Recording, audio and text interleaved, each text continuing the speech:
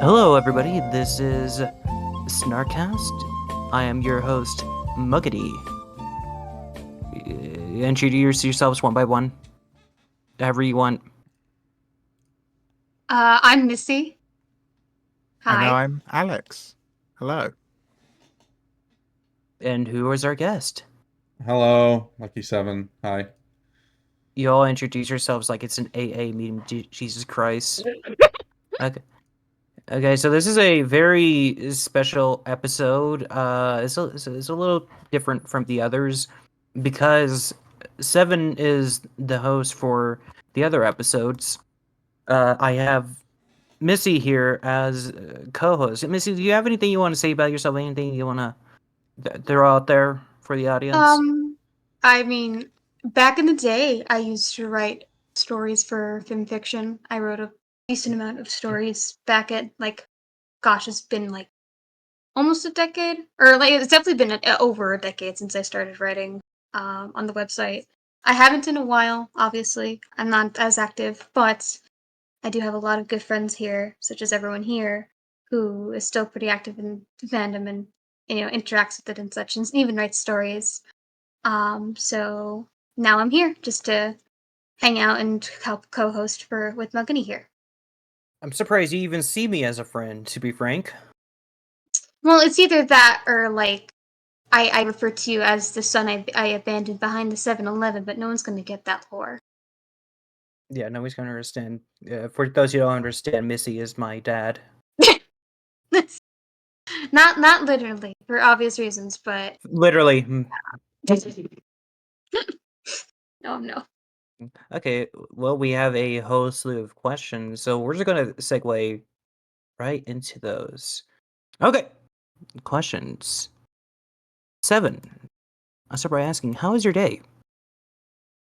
It's good. I got to go to work for like 3 hours in the morning just to pick up some time, and then after I did that, I decided to go ahead and head back here, played games all day, and then just wrote a story.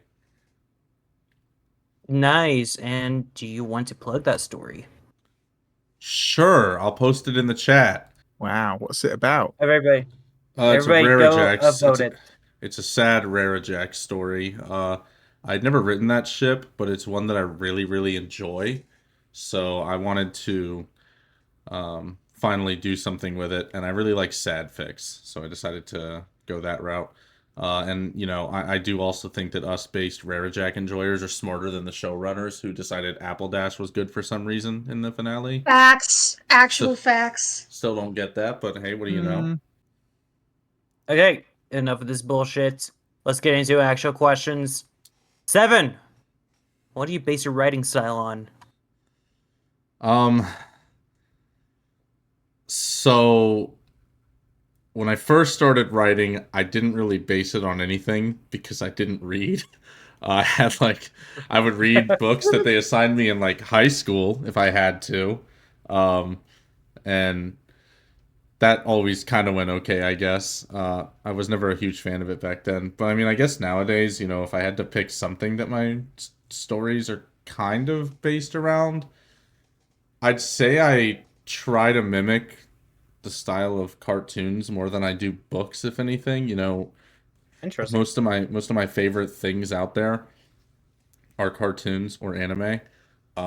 Like the new story I just wrote was kind of loosely inspired by one of the greatest episodes of one of the greatest shows ever, Avatar: The Last Airbender. If you've ever seen The Tale of Iroh in Tales of Ba Sing Se, it's kind of I think based I've on heard of that. it. Um, but yeah, no, I normally get my inspiration from that. I've never really been inspired by a book, which is definitely odd since I've written how many stories now?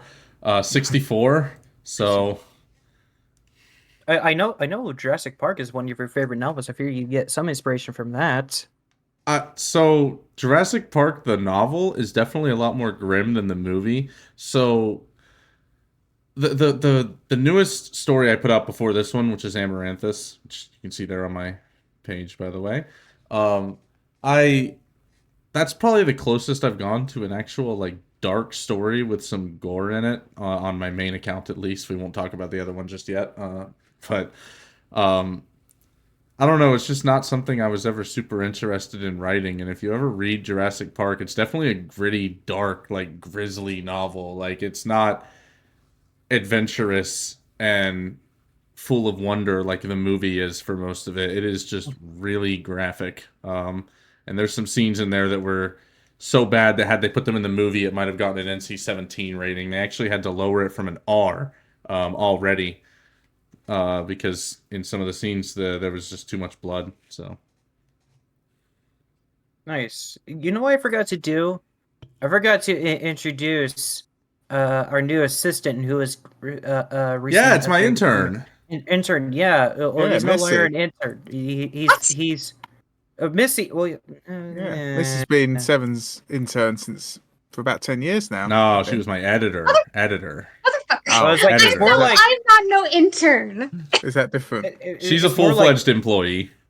It's more Oh. like I X. still get paid. It's more like X turned lesbian. Is how I would describe it.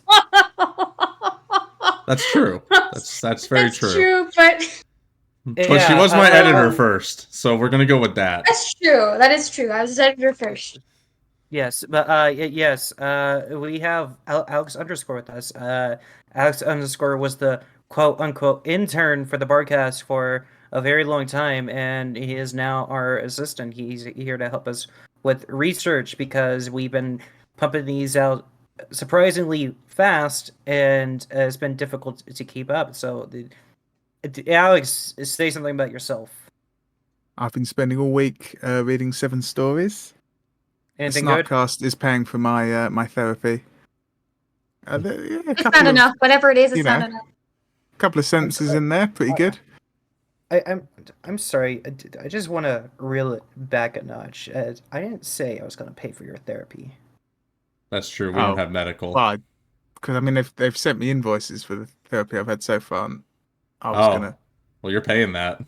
because Yeah. I said I was gonna Yeah. forward it onto. You I mean can, they're quite a lot. I mean it's per you can, hour. take that out of your 401k if you want, but I mean, like, I mean I've had 14 hours so far. And it's I mean, we don't even provide a 401k. we also don't offer time off for being a parent. Like, what do you call Oh, you that? don't do maternity leave, bro? Yeah, What we- the fuck? Yeah, we don't do that. You have to use your PTO, just like the company I work for, which is definitely fair and not fucked up. Oh my god! Yeah. Yes, I'm reading. I'm reading chat. Yes, I don't know how to pronounce this name. I'll try my best. Zaturg. Zaturg Zaturg. underscore. Zaturg underscore. Is this Alex's like long lost twin? yeah, I think so. Well, they say Well, Missy is an employee. True. ruin the It's illusion. just like Steve. Oh, it's Soaring. Hi, Soaring. Hi, Soaring. Who in the world wrote that fucking comment? It's Soaring. Soaring. Oh, Kids sorry. playing. Yeah. It's like Steve Oh, from of Minecraft. course it was. Of course it was. If it's not Muggany, it's soaring.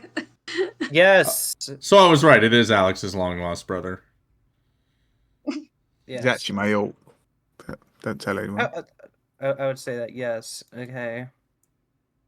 So. Okay, so that question was pretty short. I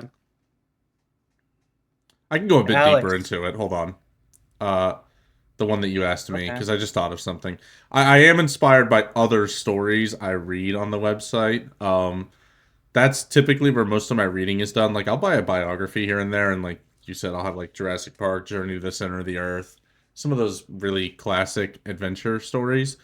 But no, most of the stuff I read is on this website. So if you read something by me, there's a heavy chance it was heavily inspired by something else on the website or by many different stories, because this place lives rent-free in my head and has for 12 years now. Okay, so that leads into another question I have. This is going to sound like an insult. Don't worry, it is. How often do you read? Every day. I used to Oh, not read shit. at all, like I said, but I read a story on here every day is my goal. Oh, Jesus Christ. Okay. Do you have like a workout you try to reach? Per day? Yeah. No, but I mean, like, if it's...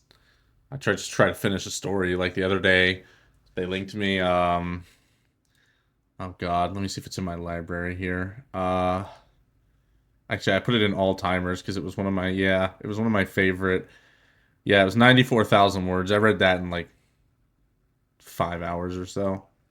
Jesus. I read Wow. I read pretty fast. Like Rain Man. And yeah, I guess. And that story of Sismus was like really good. It's like probably my favorite Starlight X Spike story I've ever read. So highly recommend it to anyone. You can skip the porn chapters at the end. You don't have to worry about them. So I'll read them. okay. Yeah. Okay. Yeah, I remember back in high school, I used to make it a habit of reading 100 pages a day consistently, and I started to actually pick up books when I was 15, and because I was considerably new at it, I quickly grew to realize, uh, some books compress the words more than others, so I'd have to switch my goal to 50 pages a day. But I remember I was reading Harry Potter and the Half-Blood Prince, and I didn't feel like spending an entire month just to read it. So I think I finished it in a week. I was reading 100 pages per day consistently, and I How many remember words is that one? what was that? How many words is that one? I don't know. It's 700 pages. Harry Well, it says, Potter doesn't it, and the on the story Can I page? type? Okay. Half-Blood It says on the Prince. story page. Word It says count. the words per chapter as well. 168,000 words. Yeah, Yeah, I could probably read that in a day. Yeah, that's like a mid-length HIE. Yeah, I knew somebody. honestly. I knew somebody, and I just heard this from their brother, but I believed it because I also knew who this person was. There was this girl I knew in high school who could read all of the Harry Potter books in 10 hours. And she was that fast of a reader. Was she just watching the films? No, she. Because that might explain it. It's just like No, she was I actually one didn't of the smart even watch kids. them in 10 hours. she couldn't Yeah. pick like better books to read for 10 hours. Like, That was a party She's trick. a She high just read schooler. them over and over. yeah, I didn't Dude, stutter. I don't care that they're a high schooler. Read Lord of the Rings. Well, I That's read way high too class quick. literature here. I've Yeah, never. I was about to say, Andrew, you I've can only never talk read- so much. I've never read Lord of considering the what you Rings. read. I've never read Lord of the I- Rings. I tried to read Lord of the Rings. I've only ever got to page 10 because it is really difficult to keep up with this. Not because like it uses big complex words. It's actually very simple with this word usage. The problem is it invents its own words and it goes into really extensive details about his world building, which is cool, but you have to be in the right mood to read those books. You I have to think- really want to get invested in that Yeah. world to really digest it properly. Because, Yeah. like, I've tried to read it, and it's good. There's no doubt about it. It's just, it's not for me to read it personally. Movies are cool. I tried. The movies are Yeah. good enough. Oh yeah. Oh no, the movies that's are right. fantastic. Yeah. Oh yeah, definitely. Like what like 100 hours, over 100 hours of special features. Jesus Christ. Yeah. Yeah. I'm gonna pass this off to Alex. Alex, you wrote some questions. That's your job now. Okay. I want you to ask one. Okay. Ooh, just one. Well- okay. I better be a good one. Let's start with Roseluck's realization. Uh-huh. It's undergoing a bit of a rewrite at the moment. It is. So I never actually read it before it was rewritten. But what's the goal of the rewrite really, and what do you think needed to be amended from the earlier version? It's the pacing. When I was writing the story originally, a big thing that happened was it got super popular really, really quick. Like it hit like 500 likes within 3 days, which was just mind-boggling to me. I didn't know how to process that. And Yeah. I just like went from like 400 followers to 800 followers overnight, essentially, and it freaked me out.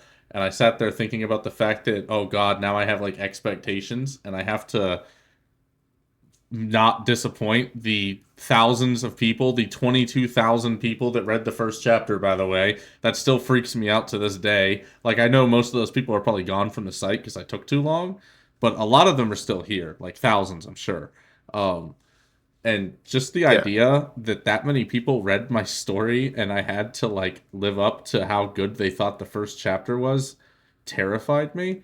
And because of that, I didn't do as good of a job as I could. I was always afraid to write, and then I would force myself to, and it would come out super jilted and um, unsatisfying. The pacing would be terrible. I ended up getting to a sex scene way too quickly, and people started calling me out for it, and that basically killed my desire to even want to write the story for a long time. I put it on the shelf for like 6 years until this year. Um, I don't know. I was just reading through it, and I picked a spot that I thought I had done a decent job with the pacing up to, and then decided to like halfway rewrite that chapter just to get it up to my current writing standards, and then just decided to keep going from there. So a new chapter of that will be coming out soon too, but the other goal is I want to make sure all the chapters are like the same length, like between 5 and 7,000 words. I want to make sure that when people wait like a month or two for a chapter, they actually get one that's worth that wait, not something that's just 1,200 words of fucking nonsense that doesn't push the story forward whatsoever or feels forced. Nice. I do understand that. You've been how do I word this? You haven't been writing as much in the past few years, and then you're just suddenly prolific. What kind of what motivated you to get back? My girlfriend, honestly. Oh, Sappy as that sounds.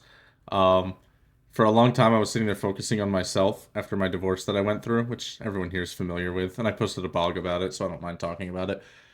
But I Mm. went through a pretty rough breakup with an ex-wife back in 2020, and it really stuck with me for a while. And for the last, gosh, from 2020 to 2023, most of my life was just trying to work on loving myself because for a long time there I didn't.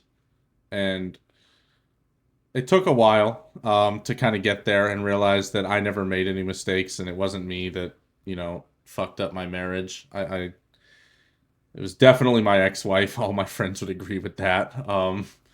But I don't know. It still hit me. And then I decided to move back to Florida because I'd been living out of state because I wanted to be with family. And being around family helped a lot immediately. I started actually having fun. I went outside. I started exercising, eating better. I've lost like 40 pounds since I moved back to Florida. It's pretty great. And then Nice. I ended up meeting my girlfriend Brittany in December. And we've been together since then. Our 6 month anniversary is in 2 days, which is crazy to me. Um, Good Lord, time flies. But I had told her a couple months ago that I liked writing, and she asked what I wrote, and I told her I wrote MLP fanfics because she knew I watched the show and she saw all my posters. I knew she wouldn't judge me. Um, and she told me that if it was something I was passionate about that made me happy, I should keep doing it. And that kind of gave me the drive to actually want to get back on and write, which is why I ended up doing that rewrite, starting a brand new story, releasing like 3 or 4 one shots now. Mm. It's just been fun. I've actually been having fun writing. I haven't even touched a video game in like 2 months. I've just been writing the whole time. I was going okay. to say, you haven't just got back into writing, have you? You're like hosting a contest. You started a whole group, a whole Discord server. That's It's not true. just Yeah, I made the Discord server because I used to have a writing Skype group a long time ago. Um, and it was fine, but slowly it evolved into more of just an actual friend group, and a lot of people who weren't into ponies joined it, so I don't really use it for that. So I wanted to make one that's just for my writing. And then I also, like you said, I'm hosting a contest, which, if you're listening, I would love if you entered it. It'd be really fun. Just all you have to do is What's it write a about? non. Go Well, ahead. I'm glad you asked. It's called the yeah. 2024 Non-Pony Writing Contest, or Fantastic Creatures and How to Write Fanfic of Them. Thank you I'm to sorry, our I didn't friend hear it. Can you Gio for repeat that. that? That's a good name. Fantastic Creatures and How to Write Fanfic of Them. So basically, the premise is you just can't write about unicorns, pegasi, earth ponies, crystal ponies, or alicorns. You can write about like anything that's not a pony and anything that's kind of pony adjacent, like a zebra or a bat pony. But the goal is to give non-ponies the spotlight because the website never really does that. And the show tried to do it for a bit, and I like the Student Six, but I think like I like the way the fans write them. Also, you Oh, did yeah. end up going back and accepting bat ponies because for a while there you said you weren't going to do that. Yeah. You hack? So someone shut the hell up. Someone pointed out they made a good point that if I'm going to allow things like zebras or sea ponies and Kieran, then I should probably allow bat ponies because they are distinct enough from regular Pegasi. Only appeared in the show like one time to my recollection, maybe twice. And the fans have a great way of actually writing them as an entirely unique species that acts different from normal Pegasi. So I figured, why not? I'll give it a chance. Maybe I'll get some cool bat pony stories. Nice. You overcame your Very nice. prejudice. Yeah, I did. I'm not a huge bat pony fan. I swear, because I tried to talk you into it at first too. I pretty much almost used the same points, but the other person probably went way more in depth than I did because I was just like, why would you take those out? What's the difference there? But Yeah, that's what it I was did. like 6 paragraphs. I couldn't really refute it once Oh I my read all God. through it. I was like, damn, Yeah, this person made some great points. Yeah, I made like 2 arguments, and then I was just like, I don't care enough. Have fun either way. Whatever. Also, if I had allowed bat ponies because you had told me to, I would have forced you to enter the contest. So, Oh God. Yeah, are you not entering the contest, Missy? Alex, I haven't written ponyfics in like years. I just have no desire to. neither have I. Maybe it's Okay, it's but your like, comeback. it's no, I'm not gonna have a comeback. I have no inspiration to, no drive. Like, I don't have the drive and motivation that Andrew has. It's just Well, not. I write just about don't have your it. Do you favourite franchise and then find replace with the name of this species, Bat Pony or Changeling or whatever. Yeah, do you realize we currently have you on a platform where we can peer pressure you into writing something pony related? Motherfucker, I'm 29. You cannot peer pressure me. All right, chat. All right, chat. Do we want Missy to write a new pony fic 2024? Hashtag Missy comeback, get it trending. Let's vote. Let's vote. There's no vote. Yeah. On that note, while people are voting, what do you mix up good prose? What do I think makes good prose? Yeah, Can you be a little more specific with that question? like the way you structure sentences or paragraphs, okay, let's take H.P. Lovecraft for example. He has this very dry style. There's not a lot of energy going on. It's all just about this build up to this big reveal. Things like that. Oh, okay. Well, for me, I like to portray a lot of emotion, not just through the characters' actions, but also through their dialogue. I'm definitely not a dry writer. I like to have the characters express themselves. I use a lot of italics. I'll use a lot of bold, at least, in appropriate ways. I don't want to sit here and color my fucking text like like it's a 2012 fanfic, but no, I mean, I just really like to have the characters express themselves through the dialogue. I think dialogue is a big thing for me. Jack of a Few Trades is my editor now, and God, he's such a good one.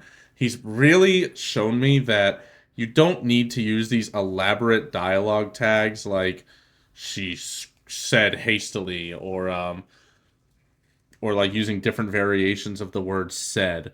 You Yeah. can just keep saying Starlight said as long as you use a different one every now and then, because all that matters is conveying how she feels through her actual dialogue, and doing that is way more important than actually just telling the reader that's how she feels. You want the reader to understand from reading her dialogue that that's how she feels.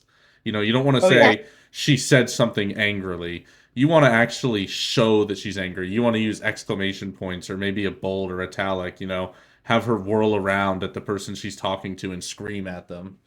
Yeah, body language is also very important. And it's because, Yes. like, that is very true of, like, definitely, like, it's good to, like, change things up every once in a while. But also, there is literally nothing wrong with having the word "send" used multiple times. It always infuriates me when people try to, like, basically avoid using it like the plague, because it's effective. It's simple, it's effective, it works. There's nothing wrong with using it. Even if you use it a lot, that's fine. That's perfectly normal. Yeah, and I just want to add to this. And I think that can be beneficial to dialogue.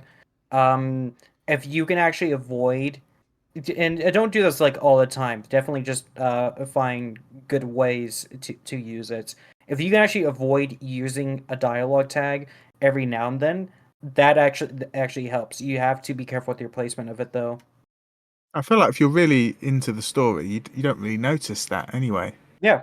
Well, Yeah. like a person Oh, who knows what they're doing, if like what Seven was just talking about, if they're using it constantly, it's noticeable. But it's like if you're doing what Seven does, where you use said, and occasionally you just get rid of it, it becomes like next to nothing. But yeah, what was it you were going into, Missy? not really much. I was just gonna say, like, I was just gonna go off of Alex. What Alex said is that for that he's pretty much kind of correct in that pretty much everyday readers that don't really like go that deep in, like, you know, analyzing what they're reading as they're reading it, no one's really going to notice. In fact, Yeah. if you did the opposite, let's say there's either like two extremes. Either let's say you use says like pretty much every single time, or you use literally every other word as opposed to says. More people will more likely notice you constantly using words as opposed to says, and it can potentially even throw people off. I remember that very famous and pretty fun, internet famous, I guess, and funny image of the dialogue in one of the Harry Potter books where I know which one you're one talking about. yeah, you know which one it's like which one was it? I think it was It's one of the replacements. Slughorn. Slughorn ejaculated because she decided to think that was a good replacement for the word says. When, Oh my if anything, god. that really detracts from the immersion of the reading because you just sit there and go, what did you just write? Excuse me? So, Yeah. really, it can be a detriment more often than not. So, people just shouldn't stress out too much about it. It's like, yeah, sure, change it up every once in a while. But it's not going to hurt you. It's really, really isn't. It's like It's a sort not. of purple unicorn Because, syndrome, but with verbs. Yes. Oh, yeah. yeah. And the human brain loves patterns, so you will notice that. Um, but as long as you're not overdoing it, people aren't going to notice, like you said. I mean, there's this famous video out there where it starts off and it's just a bunch of people throwing a basketball back and forth in a gymnasium. And the instruction at the start of it just says, keep your eyes on the basketball, which is the same as if you're reading through a story, most of the time you're just going to read the dialogue. You're not going to really care what the character tag says. You're just going to be focused on what the characters are actually saying. Mhm. And in that video, halfway through, a lot of people don't notice on their first watch, but a dude in a gorilla suit just fucking walks in behind all these people while they're throwing the basketball and then walks off screen like 2 seconds later as if nothing had ever happened. And there were so many people who, when shown that video, had no idea until they were told to rewatch it that he was there. And that's how I That's feel about, hilarious. like, that's how I feel about crazy dialogue tags. Like, I don't give a crap how unique and different you want all of your dialogue tags to sound. But if you go overboard, it's going to be noticed. Just try to keep a bit of a pattern to it, but just don't say said every single time like you said. Um, Yeah. because that you're going to notice that the chapter says said like 600 times. Oh yeah. It gets really annoying after a while. Like I've read stories where it's just nothing but Oh, said. in my newest second newest story, I wrote about Celestia having a coffee addiction, and I decided to use that to my advantage. So instead of it just saying said, I would at the end of every single dialogue tag just say taking a sip of her coffee, and just made that the joke that the every single time she said anything, she took a sip of her coffee. so that it's just like that's just part of her dialogue tag. I like that. Yeah, I like that. Yeah, by the way, Seven, you have a donation for the Ruth cam. Look, I'll have to do that next time. Ruth is asleep in the other room, and I do not want to wake her up. But I promise that on the next one, I will owe you a Ruth cam. We want to get her You hear thoughts that, on your Soren? stories. Yeah. You hear that, Soren? You had to tune into the Ruth. next one. Ruth doesn't like my stories because they keep me from being with her. So Oh, she Uh-oh. doesn't play a part in your creative process. no. You don't Oh. need her. She doesn't have a fanfic, I does she? didn't say that. Y'all are just being hateful. Well, she's keeping you from writing. She's keeping you from the arts. Sure. Okay. All right, cool. My story just hit the feature box. That's kind of cool. Let's Nice, go. nice. I gotta check this out. Where in the feature box? So it Number is 7. 0 views. Funny, I thought I viewed it. I don't see it. Okay, there it is. Nice. 11 likes. I feel like I've got to put a funny comment because Mugany's got 2 upvotes. Muggany's just a lazy ass. I mean, I haven't read the story, so I can't exactly say something. Yeah, fair enough. All right. Yeah, I'm gonna trade off to you, Alex. This is how we're gonna do it. We're just gonna do 1-1. Okay. Well, I don't know. It's a bit. I felt it's a bit building on the question I asked a little bit earlier, but it was to ask a bit more generally. Then, what do you think's developed in your writing since you started writing? Because it's been more than a decade, hasn't it? It has. It's been 12 years. I'd say the biggest thing that's developed in my writing is making sure to stay away from tropes that are just awful. Uh, my first story was you just read it. You did, and you left some comments. And I really wish I had continued after Solar Flare started glowing golden in her treehouse, but I never continued. But I have something funny to say after that. By the way, after this, that will excite you. But sequel no, teaser. No, you'll see. Oh, okay. But anyways, sequel. That story was a self-insert where my character gets sucked through who was a non-brony in the story, by the way. So we're 2 for 2. Self-insert, non-brony, gets sucked through a portal, that's 3 for 3, into Equestria. Turns into an alicorn, so we're 4 for 4. Ends up dating Princess Luna within 10 minutes of meeting her, so we're now 5 for 5. And then was going to be it was going to be the 7th element in the actual story. So this was like the unholy 6 fucking evil tropes that any story from 2012 could have had. I don't know what the hell I was thinking. I don't know to this day how that thing got even close to a positive upvote ratio. It was like 23 and 11 or something. I'm convinced my friends were just being nice to me because that thing was dog shit, man. But aside from just that, I think I've gotten better at dialogue. Dialogue was always my weakness. I was horrible at it. It was always very stunted. Characters didn't really portray emotion through the dialogue. I hardly ever used dialogue tags, so it was hard to tell who was talking. But moving forward, I've really tried to convey how the characters feel. And I think that's my biggest strength nowadays is the dialogue. Being able to convey everything I want the reader to feel through the character's dialogue.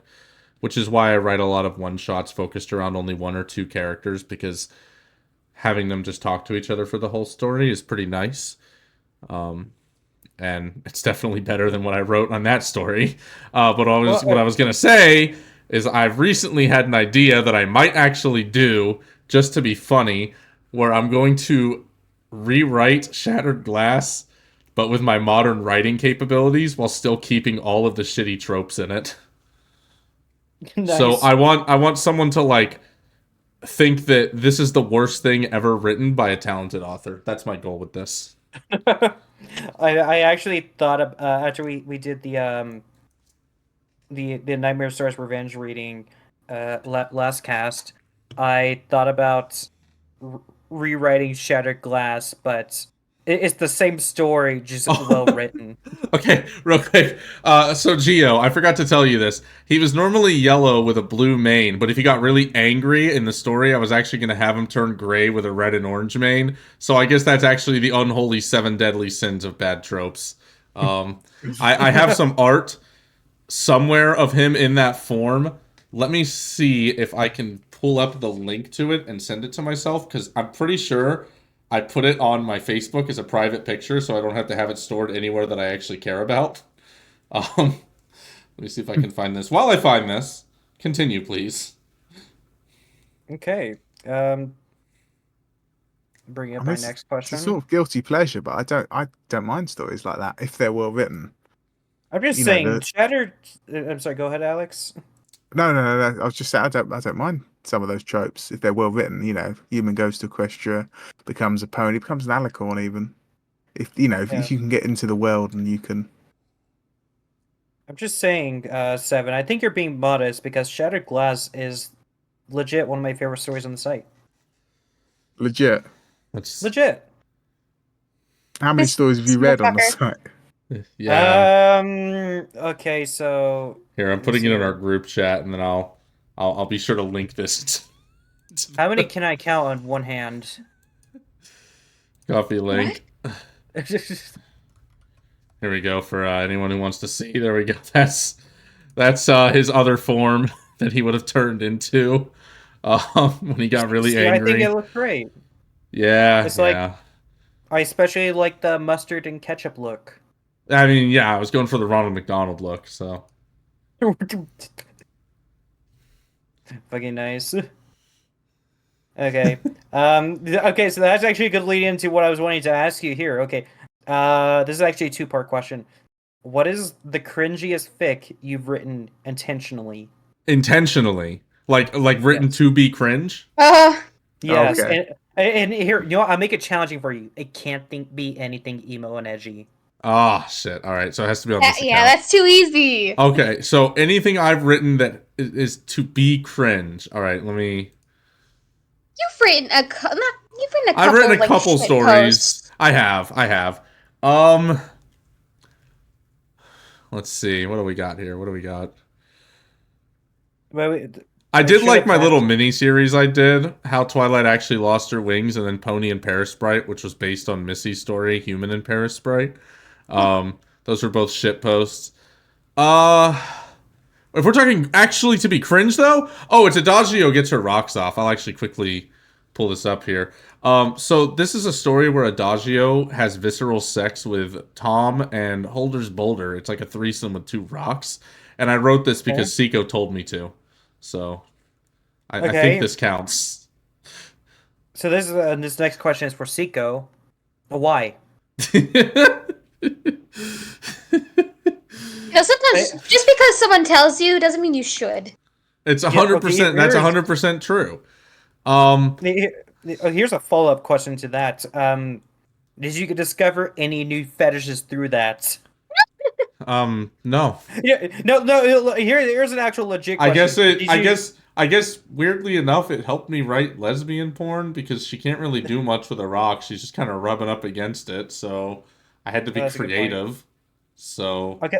I ended up Okay. using that weirdo lesbian experience to write an Aria and Sonata story afterwards. Okay, so did you develop? Okay, legit question. The last one was just for memes. This one's legit. Okay, did you develop any new fetishes through emo and edgy? Fuck no. You would need. I'd to need seek help if therapy. the answer was yes. I would need You therapy, bro. Yes. Well, actually, Huh? I I have a writer's fetish for writing really funny rhymes, like disgusting ones with Sakura. So I really want to write her again in one of those stories because it was funny and hilarious coming up with like these intricate rhymes that she has for disgusting verbiage. But that's cheating. You're discovering something you like. I'm talking about in the sexual sense. The sensual. Oh, in the sexual sense? Essential. Yeah, there's nothing in those stories that's for me. I mean, I guess maybe Zakora biting off a baby's head was kind of cool, but I wouldn't say I'm turned on by it. I don't know, maybe. Is this a hint for your contest that we should write about Sakura No. and buying I would babies' read that. heads? No. In fact, yeah, you're not. I the only mean, judge, funny are fact you? about that. Luckily. Well, I actually I only wrote that scene because Jack ships, our friend Jack of a Few Trades, really still ships Cheerily and Big Mac together.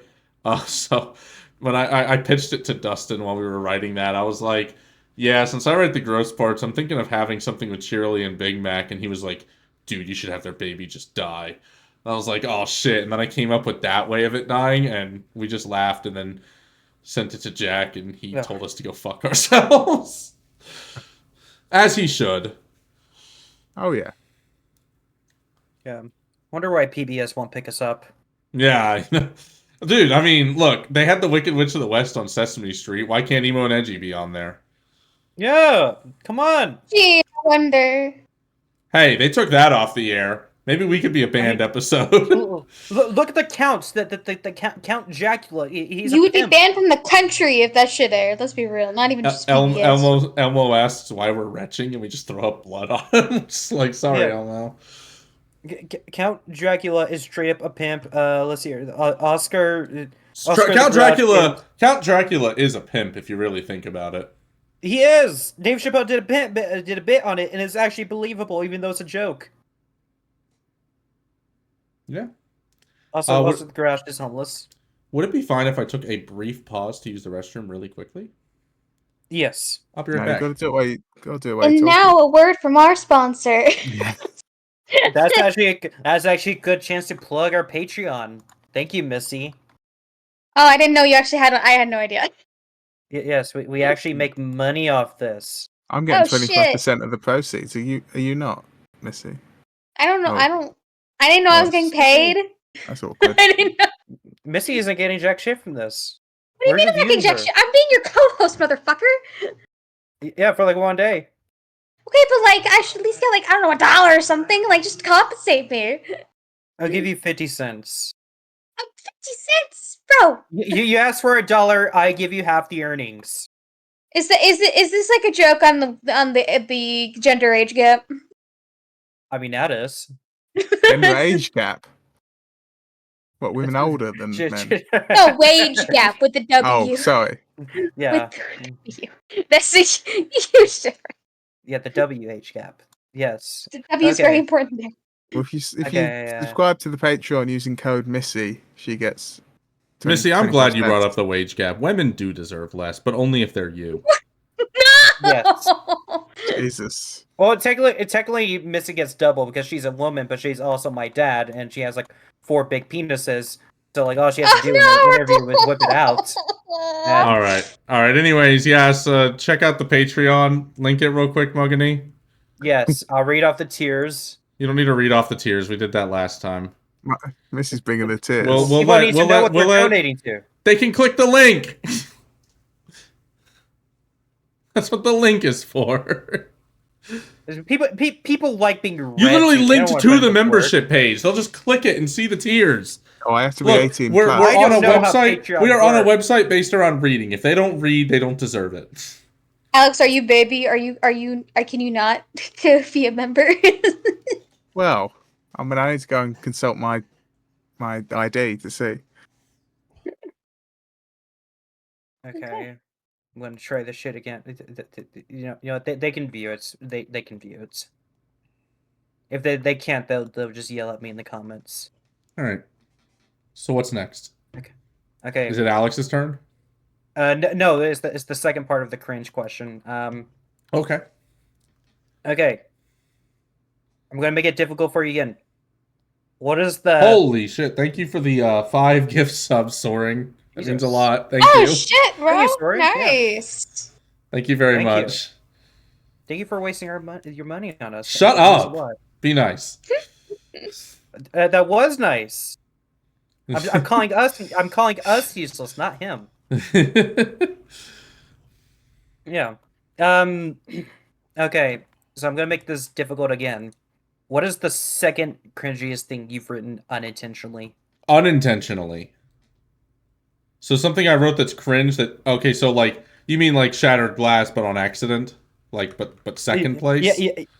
Yeah, because I feel like if you just say shattered glass, that'll be too easy. Um, you know, I've written a few things I'm not quite proud of. If I had to pick something that I think is actually cringe, I wrote this story called Doom Guy Goes to Ponyville and Kills Everyone, and I just wrote it as a joke one day while on call with some friends after playing Doom. And I mean, it was funny at the time, but looking back when I read it, it's just super edgy. It's literally just writing about him killing people and putting it in graphic ways, which I guess was foreshadowing if you actually think about it. But Just um the I don't think it preface. fits the tone of the rest of my account, and it's not something I would ever write again on my main account.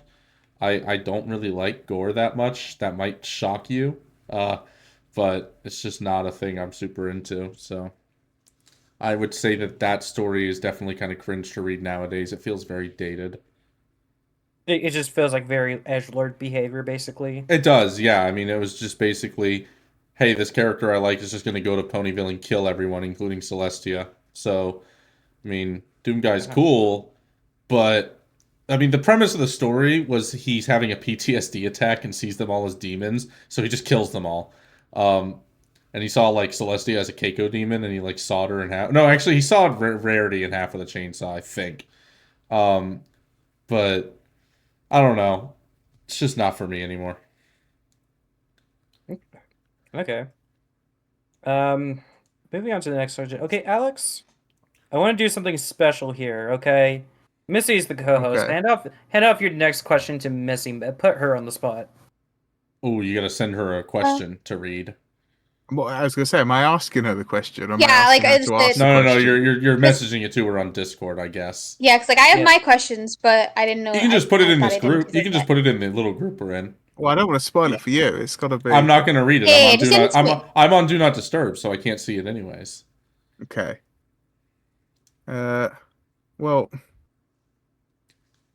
okay, Do whatever you think is easiest for you, man. okay. You're only live. There's no pressure. Tips Yeah, on the there's no top. pressure. Okay, go on then. What about this? This is 1973 Shaky said dibs on the top half after I said Rarity gets cut in half with a chainsaw. Okay. I prefer the other Nice, half. nice. Okay. So Alex asks. Well, no, you ask. That's the Oh, premise no, of it. I asked. I asked. Okay. So you write like like a lot of one shots for the most part, and not a whole lot of like longer stories. Like we're talking like 100,000 words or even longer. Would you ever consider writing a long story? And like, if you did, like, what what kind of things would be involved? Like, topics, like the themes, characters, narrative choices, that kind of stuff. Okay, Okay. I just want to pause right there and just say, Missy, even though you didn't write that question, I gotta congratulate you because you sounded really invested in the question. You did. You did. Oh, cool. Okay, Yes, go so on, Seven. It's a fair question. Yeah, I like I it. won't say I have anything ever that's going to be 100,000 words because that's quite a commitment. Um, but I do plan for Amaranthus to be about 6 to 8 chapters of 8,000 words each. So it's going to be anywhere from 48,000 to 64,000 words by the time it's done, if not a bit longer, depending on, editing can either deflate or inflate a chapter's word count by quite a bit. In this case, this chapter, the first one was like 7,800 words and then ballooned to like 8,400 by the time it was done. If not more. I can't remember off the top of my head, but um, this was like I said earlier, my first time wanting to write a dark fic. Something where everything seems kind of grim. It doesn't feel like there's a lot of hope for the main characters. Things are not going well, and I wanted to try my hand at that because I I watch a lot of horror. I watch a lot of thrillers. It's my favorite genre. I play a lot of horror games. But I've never written a story that's based around that kind of horror element where everything seems like it's going wrong for the characters until the very end. And sometimes it still goes wrong for some of the characters. And with this story, I'm really invested in it because I think I did a really good job developing the dynamic that all of the characters are going to have between each other in that first chapter. For anyone who hasn't read it, stars Starlight, Roseluck, and Lyra. I thought they were a really fun, unique trio that I don't think has ever been done before. Um, And it's really just a lot of fun writing Starlight in the same kind of situation she put Twilight in. You know, that's my favorite thing about the story is I want it to feel like karmic overload for her, where everything that she did to Twilight and her friends is happening to her 100-fold in the world she has found herself in. Ooh. And by the end of the story, I want her to have learned so many lessons. I already know how the story is going to end, and I even know how I know exactly what the last line of the story is going to be, word for word. I have it written down. And it's going to be the perfect ending. I already know. But I'm just excited about doing the journey there because, you know, I had the little fun adventure aspect in this first chapter, and then the second chapter is going to be a lot. From here on out, it's going to be more of like a mystery where they're trying to figure out how they can defeat Discord in the world she has herself trapped in. So. Ooh.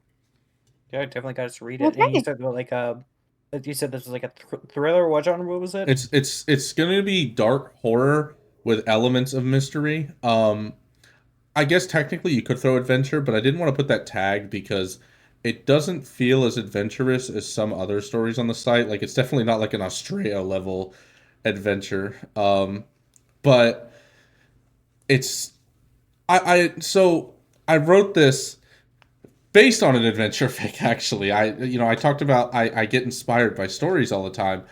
I had written a story in the past, which was called Lost in the Static, which was the same basic premise where Starlight is trapped in a world where Discord has won, because the spell backfired on her, and now she's the one stuck in that future. But I didn't execute it well. It was too short. The ending was stunted. She didn't really learn a lesson. It just ended with her stuck there. And I wasn't a fan of that. And a lot of the people in the comments said the same thing. And I was reading through that recently, and thinking about how I could maybe go about fixing that. And then I clicked on this story, and I wanted to read it again. It's one of my favorite stories ever on the website. It's called In Search of the Sun, where this was written before Discord came back. This was written before my first Discord fic, and it's about Discord having to be unfrozen so that they can go and find what they call a panacea, which is like a medicine that will heal any wound because Celestia is sick. So Luna sends Twilight and her friends off with Discord to the edge of the world to go find this panacea. And it's just such a gripping, fun story. Like every time I read that, I'm on the edge of my seat, even though I've already read it before. It's so well written. The guy who did this it was a masterclass of writing. And to this day, it sticks up as one of my top 5 stories ever. And I want to write something that's kind of like that. Okay. So I am actually a really big fan of horror. I would say next to comedy is actually my favorite genre to write. I have my favorite story that I've written, Change in Theory. It is a horror story. So I'm kind of curious, like trying to figure out the best way to word this question. What is I guess I should start by asking what constitutes as good horror for you, and how do you think your inspiration for horror is? How do you think that translates into horror writing? Okay. So Missy understands my thinking on what I like about horror because I watch a lot of horror with her. I've shown her a lot of horror games I like. When I play horror games and when I watch horror movies, the first thing that always has to stick out to me is the atmosphere. If I don't feel like I'm sucked into this world and like waiting on bated breath to see what's going to happen next, it's already failed as a horror for me. I think horror has to really capture all of your senses Okay. and freak you the hell out. It has to hit you to your core.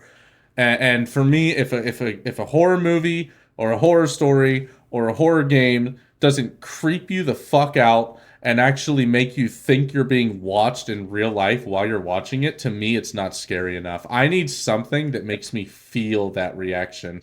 You know, when I play Amnesia: The Dark Descent, I'm scared to this day. I'm a 30-year-old man and I first played that game like a decade ago. And it still scares the hell out of me every single time I play it. Because I play it in the middle of the night at like 2 a.m. with all my lights off, no turn off the lights on my keyboard and computer. It's just pitch black, except for the game. and I just get so sucked into it. And Yeah, I it's really. go ahead. Sorry, I was just gonna comment again. Like, it's just really effective on its atmosphere. Like, even myself, like, who is like, I'm 25. I find it harder to really get absorbed into media the older I get. It's just like one of the cons that comes with aging. And Mhm. what I like about Amnesia is it atmosphere just absorbs you so easily that you Yeah, feel the fear. The way they play with the sound design. You can vouch me on this. The sound design in that game it's is incredible. excellent. The Yeah, the way the creaking of the wood on the castle, the wind gusting through rooms, the sound of the darkness creeping up on you, the chants, yeah, like the creepy chants in the music that signal that there's something nearby. It's all so good. The monster chase music in that game is one of the scariest I've ever heard in any game ever. It might actually just be the most terrifying chase yeah, music I've ever heard. Um, and then, the other thing I really need in a horror is I need to care about the characters. If I'm not yeah, invested in the characters and they're just a bunch of teenage douchebags, like in modern horror films, I'm not going to care what happens to them. But, yeah. you know, another example from frictional games, and I believe I had Missy play this, is Soma. And in Great game. Mhm. Soma, you get so invested in the main character. It's all you want is for him to get out of this shitty situation. And I swear, if you've played that game, I'm not going to spoil the ending. But good lord, the ending to that game is one of the most depressingly optimistic things I've ever seen in my life. It's just It's Yeah. brutal, it's but brutal, and also when I beat yeah. that, I had to sit there just staring at the credits. Like normally, when I finish a game, I don't watch the credits. I don't care about them. I had to sit there and just stare at the screen for like 10 minutes while the credits rolled. I couldn't believe what I had just seen. I just getting into this discussion, like, I have more questions about horror, but like, for the audience, I actually just want to drop out like a few horror movie recommendations because we're talking about like horrors with good atmosphere. So I'm just gonna list them off here. An obvious one is Hereditary, awesome atmosphere, extremely fucked up scene early in the movie that will actually give you a good pause. I was washing dishes when I watched it. Yeah, you're talking about when they're Uh, in the car, right? yeah. I was Yeah, washing that's a dishes fun and just had scene. yeah, I just stopped. Threads, I won't go into too much detail, is really close to reality, but is basically an extremely realistic depiction of nuclear warfare. Watch it if you feel like you want to be depressed for your evening. I love it. Uh, and then Under the Skin, that's my last horror movie recommendation. I think I would actually love to show you Seven. Okay. It's just a generic alien invasion plot, but they really nailed down the atmosphere and existential ideas. Okay, I'm gonna recommend 5 horror movies real quick. I'm gonna go from oldest to newest, to my recollection at least. Nosferatu. I think if you ever want to watch a silent horror film or a silent film in general, that's the one to watch. That movie is just a masterpiece. And the director F.W. Murnau was just way ahead of his time. To that end, also please watch Shadow of the Vampire, the movie that's like a mockumentary about the making of it, but they hire a real vampire to play Nosferatu. It's so good. And Yeah, that's yes, a great one. Shaky, it is free on YouTube because it is public domain. Shadow of the Vampire is also free on YouTube. I don't think they know about that yet, but there it is. That's how me and Missy watched it. Um, Mhm. After that, Suspiria.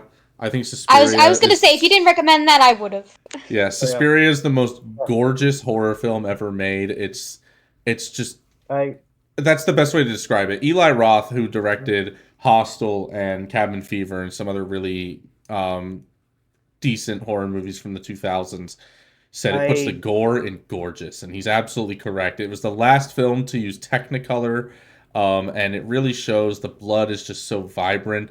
The lighting in all the rooms, it reminds me of Nosferatu in that way, where they use the colors to set the mood for the scene, and it really sticks with you. I'm I just want to comment on Suspiria real quick. There's actually a remake. I want to recommend the remake, but It's not really a remake. It's actually more of a reimagining. yes, It's very good. it is. But I do gotta warn the audience. It is a very different movie. It is an art house film. The original Suspiria is more of a B horror movie type.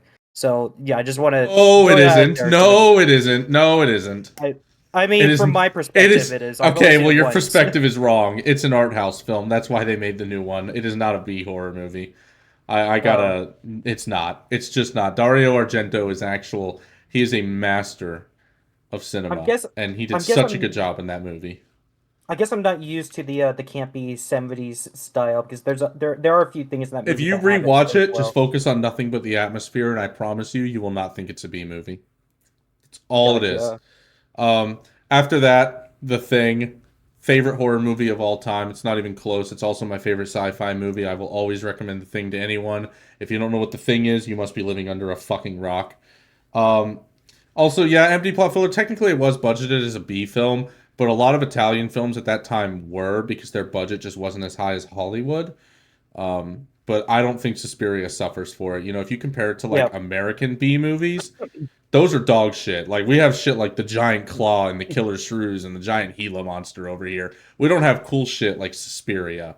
Um, After The Thing, me and Missy just yesterday watched Misery, which is Oh, Oh, good God. brutal. After watching that, I Absolutely have to recommend awful. that movie. It's Kathy Bates' best movie. It's just so brutal. It keeps you on your toes the entire time. I could not feel comfortable for a single moment of that fucking movie. It's actually Right? crazy. Like every oh, second, you're just so tense. Even when nothing is happening, you are just Yep. waiting for something to go wrong. It is mm. so good. When I say it's awful, it's just like the It, feeling you get is just so awful. It's so good. I just wanna. it's like watching a train heading towards a brick wall and you can Yeah, do nothing Oh, to stop it. that Um that is that is actually the first Stephen King novel I ever read. it's a good Uh, one. And the novel has yeah, a much different ending than the book. it does, and I would Or say than I the would say movie rather, sorry.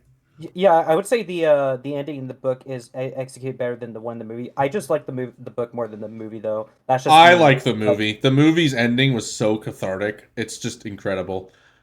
Yeah. And then the last horror movie that I would put on this list was another one that we watched recently, which is Sinister, because the use of the Super 8 films in that, good lord, the atmosphere of Super 8 is just already really creepy. Like, if you've never seen it, there's actually this famous video of a tornado filmed with a Super 8 camera back in the 90s.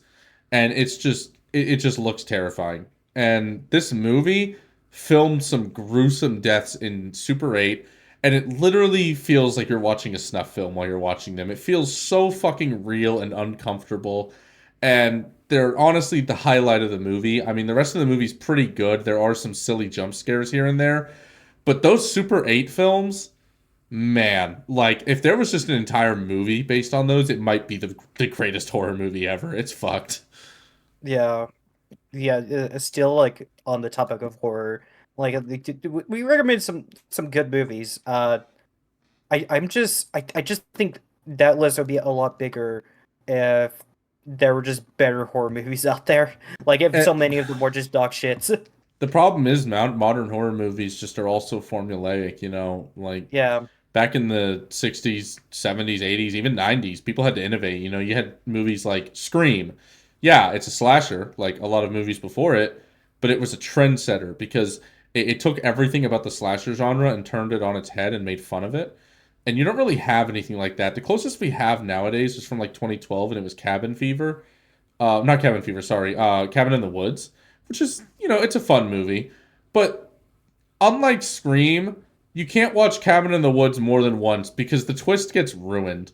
You know, Scream doesn't rely on a twist, and that's my problem with a lot of horror movies nowadays. Either they're super formulaic or they rely on a twist that after you've seen it once, it's never going to affect you again.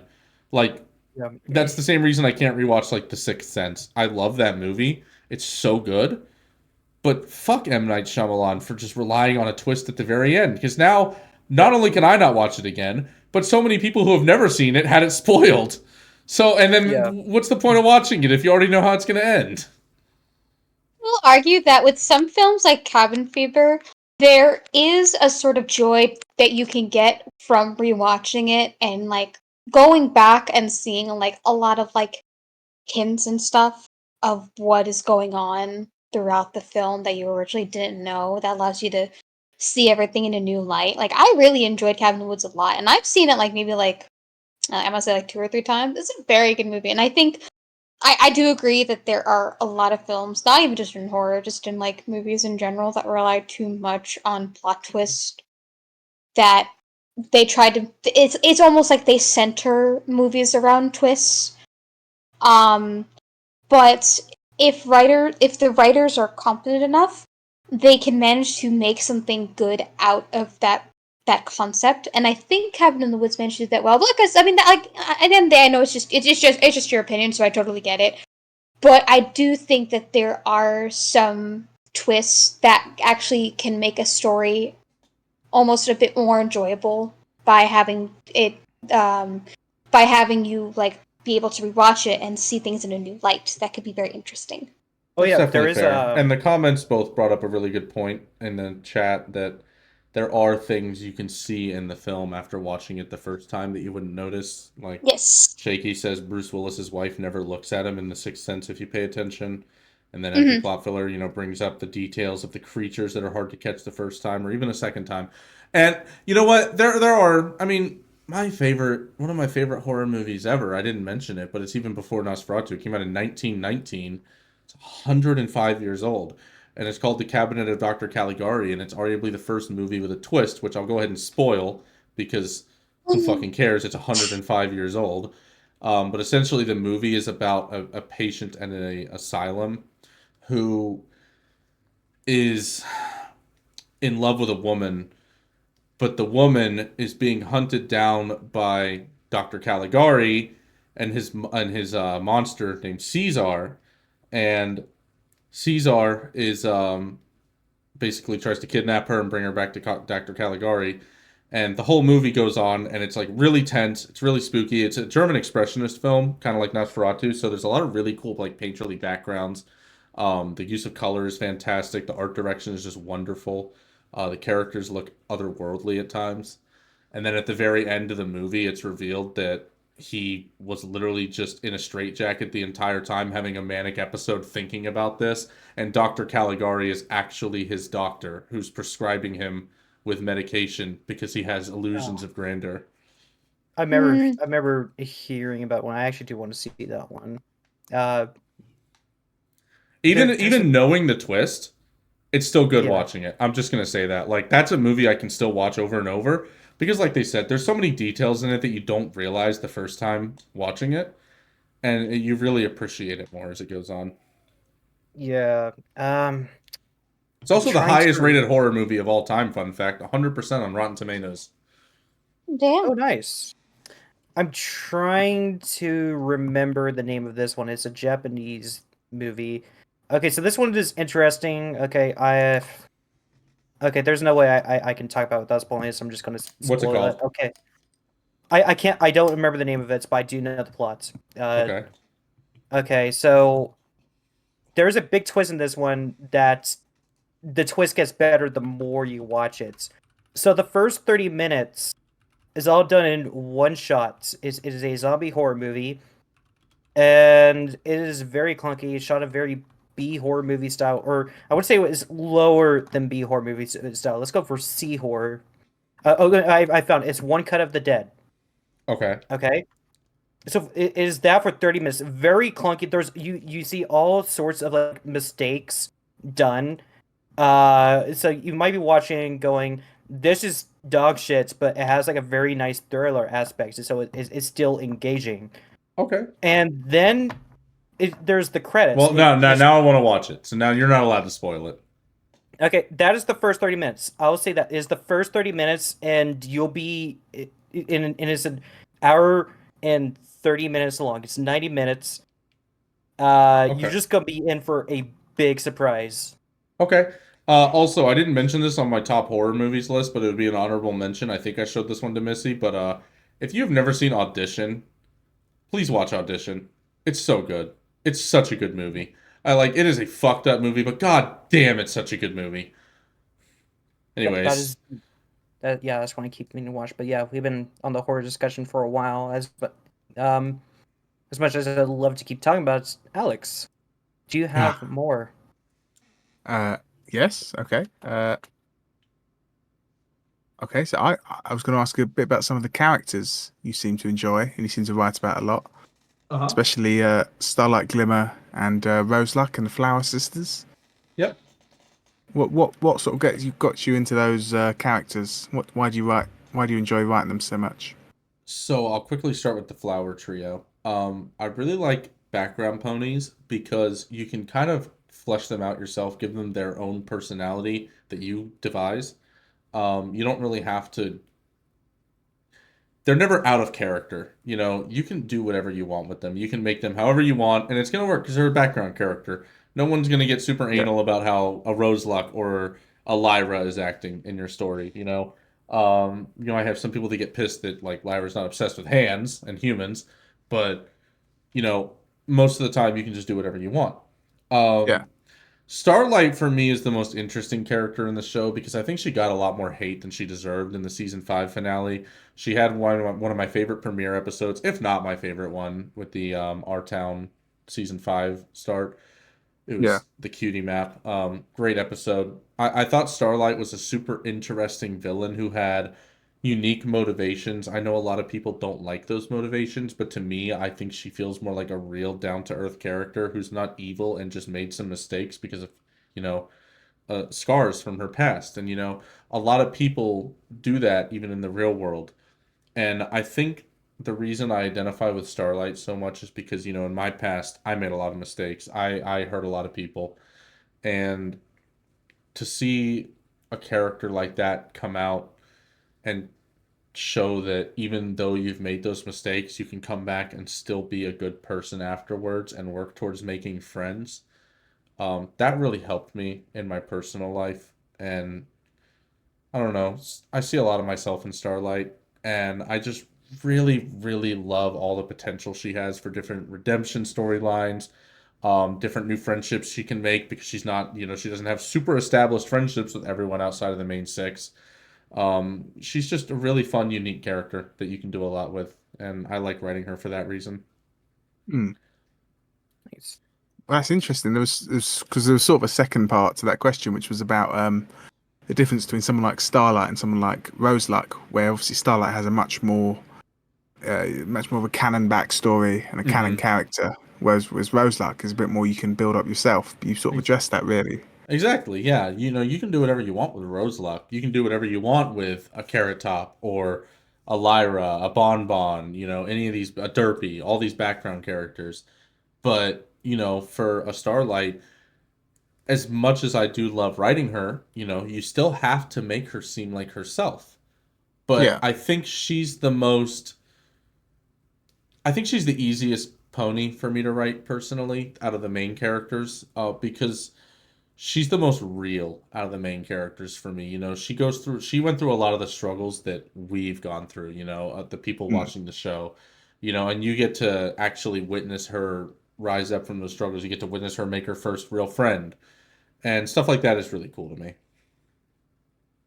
You think you have a bit of a personal connection to Starlight? Yeah, honestly, I would say Yeah. I would. Meeting Kelly Sheridan was one of the best experiences ever in my life. I got to talk with her for like 5 minutes.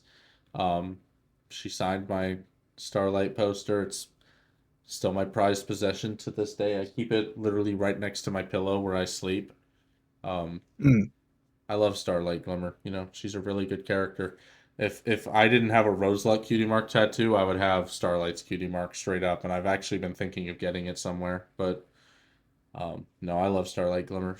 I know Roseluck's like the thing I'm known for, but Yeah. Starlight's my favorite character easily. I want her to be my mom. Nice. Anyways, Missy wouldn't have sex with Starlight, so next. I meant in the literal way. Yeah, Okay. no shit.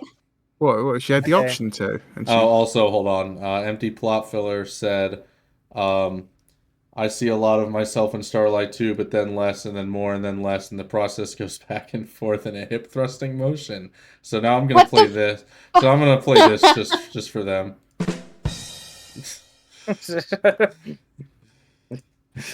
All right. Okay. I'm gonna ask this last question, and then we're going to move on to. Um, Lucky Missy's Unlucky 13. Well, unless Uh, Alex has more questions. He probably does. We'll try to We'll fit have them time after. Okay, cool. Gotcha. Oh, I gotta work at 10:30, so. Oh my. It's Well, 9:17. Yeah, let's keep going. Well, I gotta work at 11, but I hope to end this at 30. But yeah. Okay. Okay. Tell me a crazy story that happened to you. All right, well, I've told this story before, but I guess I'll tell it again. So it was Midwest Brony Fest 2016, and we were at a Motel 6. Uh-oh. We had come up with this idea where, and when I say we, I mean me. I'm the mastermind behind this stupid fucking game. It's a drinking game where every time Trixie referred to herself in the third person while watching both of her first 2 episodes, because those were the only 2 out at that time, I believe. No, actually, she had the Starlight episode out at that time, maybe. Not 100%. But anyways, every time she referred to herself in the third person, you had to take a shot. So we were playing that with vodka and Gatorade. Ooh. Everyone else was taking regular shots, but Dustin over there was just taking absolute gulps. That's famous last words for those who are familiar with him on FimFic. Funny writer, best friend in the world. Love that dude. And yeah, we woke up in the next morning. We had actually gotten to final noise warning because Dustin was being so fucking loud. But yeah, we woke up at the next morning and there was vomit everywhere. He had vomited on the bed, on the spots between the beds. I went to go take a shower. Actually, no, sorry, it was Jack of a few trades went to go take a shower, and all we heard was, "What the fuck?" So we all ran over there, and there was vomit on every single surface in that bathroom. I'm even talking about like the fluorescent light on the ceiling had vomit on it. That was like painting in a weird brown color in the room. It was just nasty, man. I don't know how Dustin didn't succumb to like fucking vomiting asphyxiation, whatever you call it, in the middle of the night. I guess he rolled over, but yeah, that's the craziest thing that's happened to me. Is I woke up in a Motel 6 one morning and there was just vomit all over the fucking place. He almost threw up on me. Thank you for the 1,000 bits, empty pot photo. That means a lot. And yeah, that happened like the day after room service had stolen Jack of a few trades' speaker that he had brought in, so we didn't really feel bad. Oh yeah. And we just dipped. We just dipped. Dustin paid cash, and we never fucking returned. We got the hell out of there. And because he paid cash, they could never charge him for the cleaning fees. That's true. That was so smart of him. Yep. Oh no, I told him I to still do can't it. believe they stole Jack's fucking speaker. I mean, yeah. Fuck those people. Yeah, we brought it up to them. We told them that it happened too, and they were like, "Well, we're not liable for whatever our employees steal." That's quite a saying. Yeah, well, that's hotels for you. But yeah, that's the craziest thing that's happened to me in person, I would say. The craziest thing that's happened to me on the website,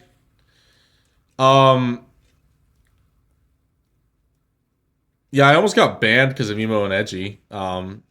Chapped had to reach out to me and Dustin at one point and be like, "Hey, yeah, I just had to convince the mods not to ban your account because it's gotten like over 200 reports in less than 24 hours."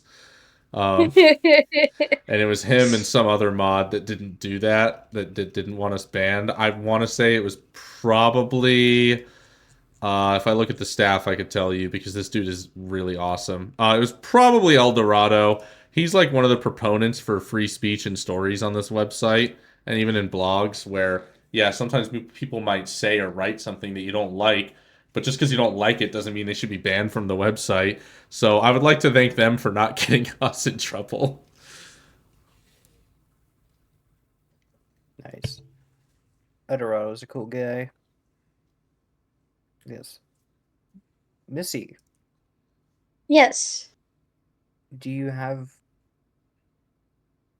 What? Well, I guess I'll never know. Well, Missy, do you? what a stupid asshole. What a stupid asshole. That's a highlight for the stream. I swear to God, I did not do that on purpose. Discord just crashed. I know you didn't. That's what's so funny. Okay. Continue. Yeah. Okay. Do you have the questions. I do. And all of them are centered around either the fandom / the website or writing or and stuff like that. Some were kind of already asked, but I think I can kind of reword them so it could be answered differently. I think Okay. maybe just one or two. Um, so I'll just go straight from my first question, just go downward. What Andrew, what are some highlights of the fandom to you? You can either refer to the fandom in general, or if you want to just refer to fanfic specifically to help you out. Either way. Okay. Well, my friends, first of all, meeting all of you has been absolutely wonderful. The music is my favorite thing outside of my friends in the fandom. You know, I love Wooden Toaster. I loved Eurobeat Brony. Living Tombstone was always great. Oh God, the Aviators, who you recommended. It was you, I think, for our music book club, Yes, it right? was me because I really Yeah, enjoy their and music. How they they're put awesome them now. now. Marcus Warner, who used to go by Evening Star. You know, a lot of absolutely fantastic musicians, and then obviously the writing. The writing is great. I love writing. I love that people read my stuff. I love reading people's stuff. I love the drama that Femfic has sometimes. I love the comments. You know, it's just such a fun experience. I think Femfic is the most unique and fun fan fiction website on the internet. Um, and then aside from that, the one thing I really do miss that I used to do all the time was watching the new episodes live with friends. You know, that was an experience that unfortunately we can never have again. Now, there are some season 7, 8, and 9 episodes that I haven't seen. And when I say that, I mean there's quite a few of them I haven't seen. I didn't watch season 7, 8, and 9 all that much. So, you know, at some point when I get to those with Brittany, I'm going to probably ask if you guys want to watch with me because it'll be my first time watching those. So I'll get to It'll experience that probably be feeling my again. first. Yeah, probably be my first time too watching those because I told you, I think it was halfway through season 6. I stopped really watching actively, so And then we that watched the finale and that was about it. yeah yeah. Yeah, but yeah, we'll have to do a watch party. So Okay.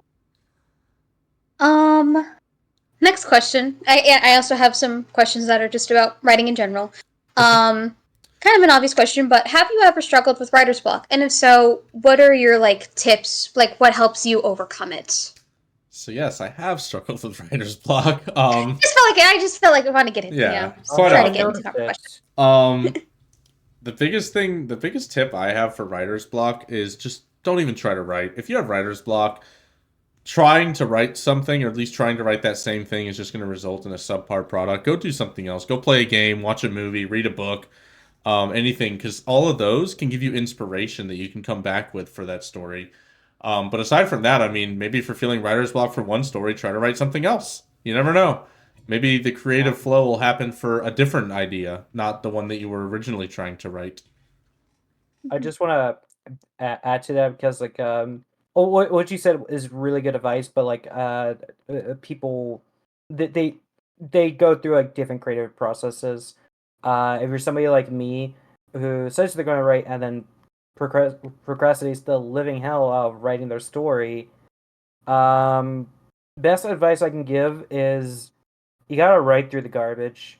Yeah, it might come out subpar. It might not come out the way you want it. Uh, but you might be surprised. That's why whenever I'm writing a story and I'm not fully confident in it, I let my pre-readers or editors look at it early before I'm finished with it, because that gives me the confidence to continue it. Because the chances are, whatever I'm writing, it's it's is not as bad as I think it is. I only think it's bad because it's not fitting that perfect image in my head.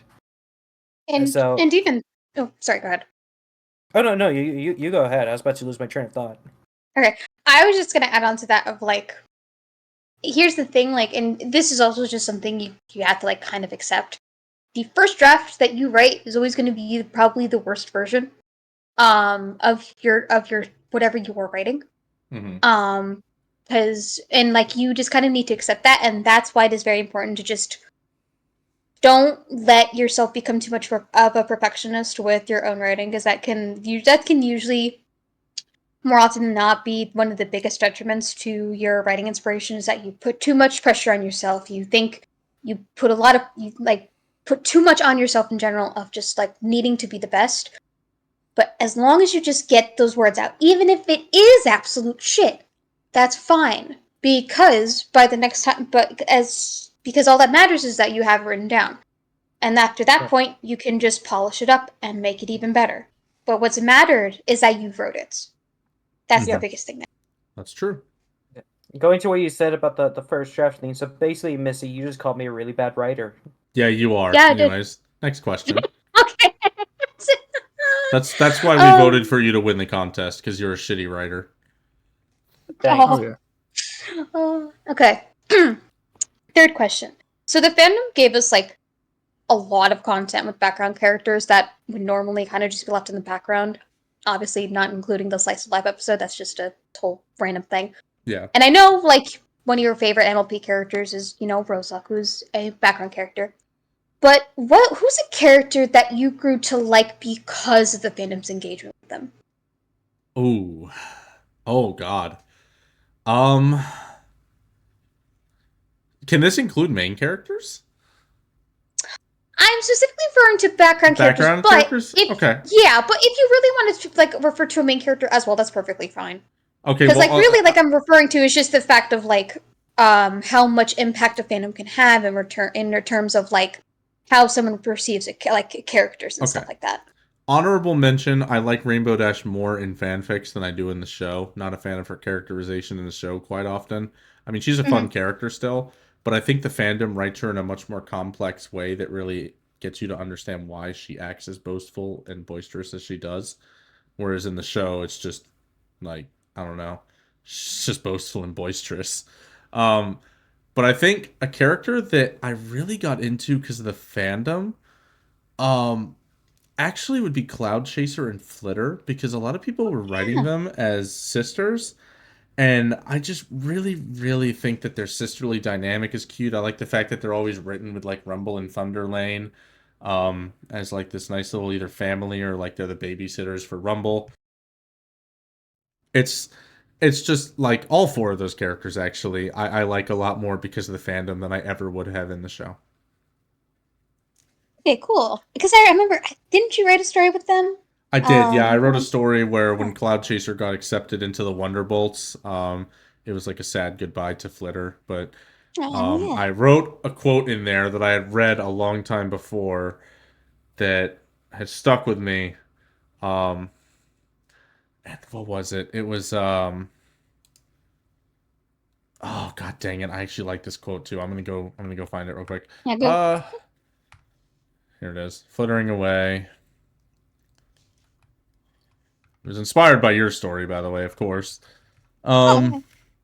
Oh yeah, no, it's not. Don't say goodbye. Don't say that. Goodbye means going away, and going away means forgetting. And yeah, I like that quote, so I wanted to write a whole story around it. So I did that story. Nice. That's good. Okay, so that actually kind of goes into my fourth question, which, as I said, this was already something you kind of answered. What I had written was, what fanfic stories would you say are big inspirations for you? So I guess with this question, if you want to, if you can like refer to specifically what stories are big inspirations, like specifically like for your writing for your stories and stuff like that. Yeah. Like I said, you wrote that story that made me want to write Flittering Away. In Search of the Sun, I mentioned that earlier. Incredible story. It's the reason I'm writing Amaranthus now. I've always wanted to do a grander story. A Bluebird song made me like both romance and sad stuff. I was never a fan of either really until I read that story. I didn't care for Titanic, didn't care for any other sad or romantic movies and musicals. Nothing ever stuck with me. But after I read a Bluebird song, that movie, or sorry, that story crushed me. And good God, it's just so well written. It's to this day my favorite Twilight Dash story, and it made me understand why people like romance and why people like sad stories. And that's that story is probably to thank for me even being a writer still to this day, because my favorite genres to write are romance and sad stories. So, aside from those two, I would say I got a lot of inspiration from some old HIE fics back in the day, especially for Rosalix Realization. Some that come to mind, even if they're not HIE, just EIH, I guess, would be like My Little Dashie was a big one. Everyone's inspired by that at some point, I feel like, or everyone's read that. And Oh yeah. Yeah. I read Hands, which was a pretty good story. It's like a different take on a human in Equestria, where the guy having hands, it's like super awkward for him to be in Equestria. It's really nice. He never finished it. I hate him. Meanie, finish your story, please, Andrew J. Talon, please, please, please. Um, and then, God, the big one back in the day was Background Pony. That story that made me want to write about background characters. Like Background Pony was just so legendary, and to this day, it's the best liver story on the website, in my opinion. So, and then a couple other honorable mentions. Human in Paris Sprite, like I said, I know that's a stupid story, but it inspired me to write my own little comedy story. You wrote a story called Grounded, which made me want to write more serious things for a little bit there, which I did.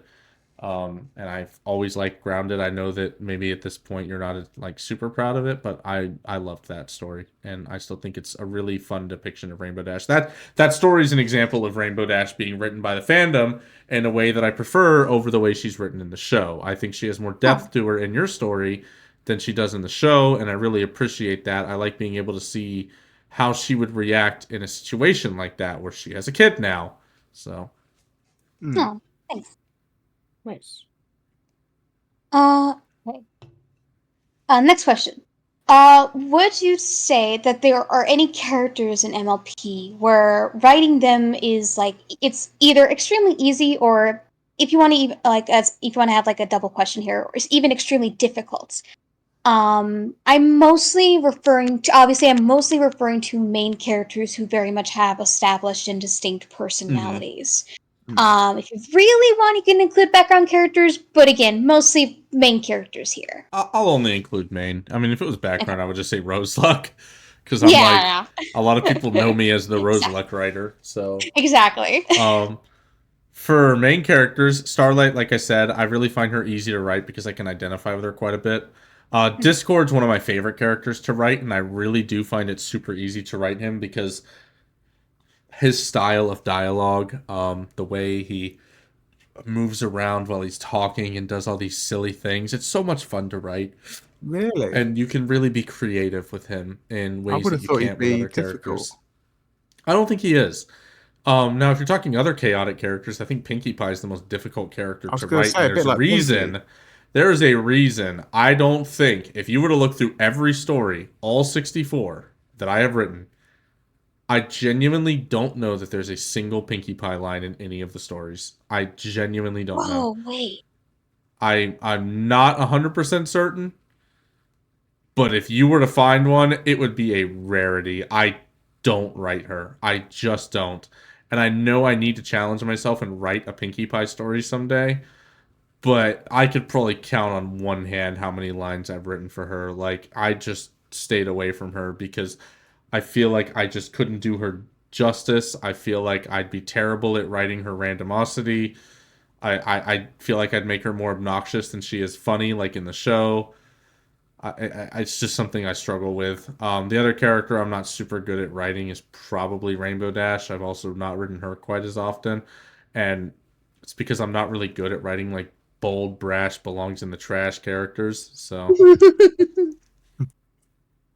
yeah, but I don't know that I could capture Rainbow Dash's voice. That's my problem. I probably should try to write another story with her, but you know. Just go full on, just go full bold, like be super bold and just write a Pinky Dash story. Yeah, Shaky said I should pop my Pinky cherry. Maybe I will write Pinky Dash because you wrote a Pinky Dash friendshipping story, which is one of my favorites on the site, where Pinky said she wanted to fly and Rainbow Dash That was helped my her. first story. It was, Okay, and it's very so adorable. okay, so I'll say this. I like to write insane shit all the time. Like my favorite kind of narratives to write are just ones where I have an excuse to go balls to the walls, insane. And I want to say writing a character like Discord or Pinkie Pie, the best way to approach them is to not really try, because whenever people try to write Pinkie Pie or Discord, they see these very eccentric characters who just do crazy shit all the time. And whenever they sit down to write those characters, they don't know what to write because they start to overthink that character. So you basically have to have the semblance of the character in your head and just follow it by not trying. That is the easiest advice like. It works for me. Like that's the best way I can describe it from my perspective as somebody who's done it. I Now, don't know. I've never written Discord. I've written Pinkie Pie, but I've not written Discord. However, I feel like I won't say the problem, because obviously if that works for you, that's good. But the reason I could see where that might fall, like, and not really work for some people is that even with characters like Pinkie in Discord, even when it comes to chaos and randomness, there's a rule set. There are rules. Yeah. There is established information to work off of there. Like, Discord isn't like he's not malevolent. He's gonna do what Pinkie does. Pinkie isn't gonna do what Discord does. And some stuff she will, but not most of it, obviously. And like you also have to keep in mind, Discord's not going to do anything that's like straight up evil. Like if you're writing him as a villain, he's still not going to be straight up evil. He's just going to do things that he personally finds goofy. He doesn't care that he's hurting ponies. He just wants to have fun. So he's never going to intentionally hurt a character. Yes. And I think a lot of people write him intentionally harming or bringing like emotional trauma to a character, and that's out of character for him. I mean, emotional trauma. Well, no, never mind. I was gonna say no. It only matters if he's just having fun. Like exactly. He just has and the only reason he did that in the season 2 premiere was because he didn't want them to be able to use the elements. If it hadn't been for that, he probably would not have even messed with them. He wouldn't even bother. No, you're absolutely right. I was gonna be like, I don't know about emotional trauma, but like you're absolutely right. Yeah, there's like basically established set of rules. Even when it comes to chaos, there's an established set of rules, and you have to like understand that before writing those characters. That's as pretty much as I know. That, and when it comes to Discord, he will simp after Fluttershy because he will, because that's the ultimate Fluttershy shipping pairing. But that's really the most important things you gotta consider. That's it. Okay, I brought up an old story I wrote. I'm kind of gonna plug it because I guess it's all right. It was a commission somebody requested. Somebody asked me to write a story, a Scootaboo story about Scootaloo being forced into Scootaboo. I keep mispronouncing. God, I hate those stories. Oh. They commissioned me to write it. They gave me like the most ridiculous premise. I hope they're not watching it. I hope they're not watching because they're actually really nice people. But like God, the premise was ridiculous. They wanted me to have Celestia bully Scootaloo by throwing her in a chicken outfit and launching her to the moon. So I just asked them, do I have free reign to do whatever I want? And they said yeah. So she gets a job at a fried chicken restaurant, and they don't have chicken suits. So she has to wear a turkey suit instead. And somehow I've never even seen this story. I didn't know this existed. It's called Scootaloo Gets a Job. Okay, so it's revealed that No, don't spoil it. No. I'm gonna read it. No. I'm gonna read this. Don't. We're talking about Discord. I get that. I understand. I want to read it. Don't spoil it. Well, now I can't talk about how I write Discord. Okay, that's totally fine. I'm sorry. I want to read the story. This is my interview.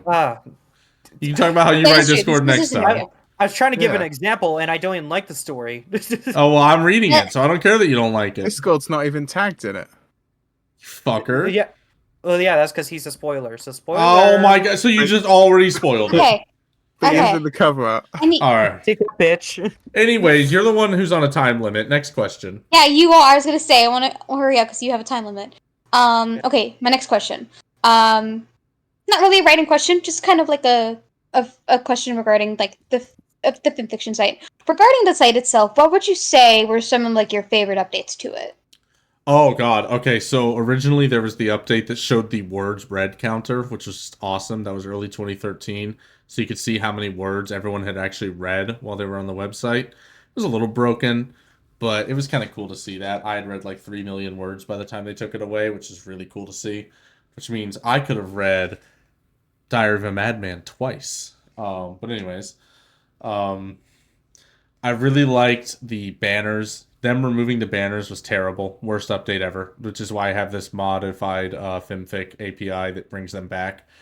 Um, the feature box here being on this part of the screen is one of the best updates they ever did. Like, straight up, there's my story, by the way. That's so cool to see. That's one of the best updates ever. I really like the feature box being there. Groups getting their big update was really nice. And God, I think the most underrated update that nobody talks about is the author's note section on a story chapter. Like, that used to not be a thing. It's People used to have to because put the author's yeah, note in the chapter itself.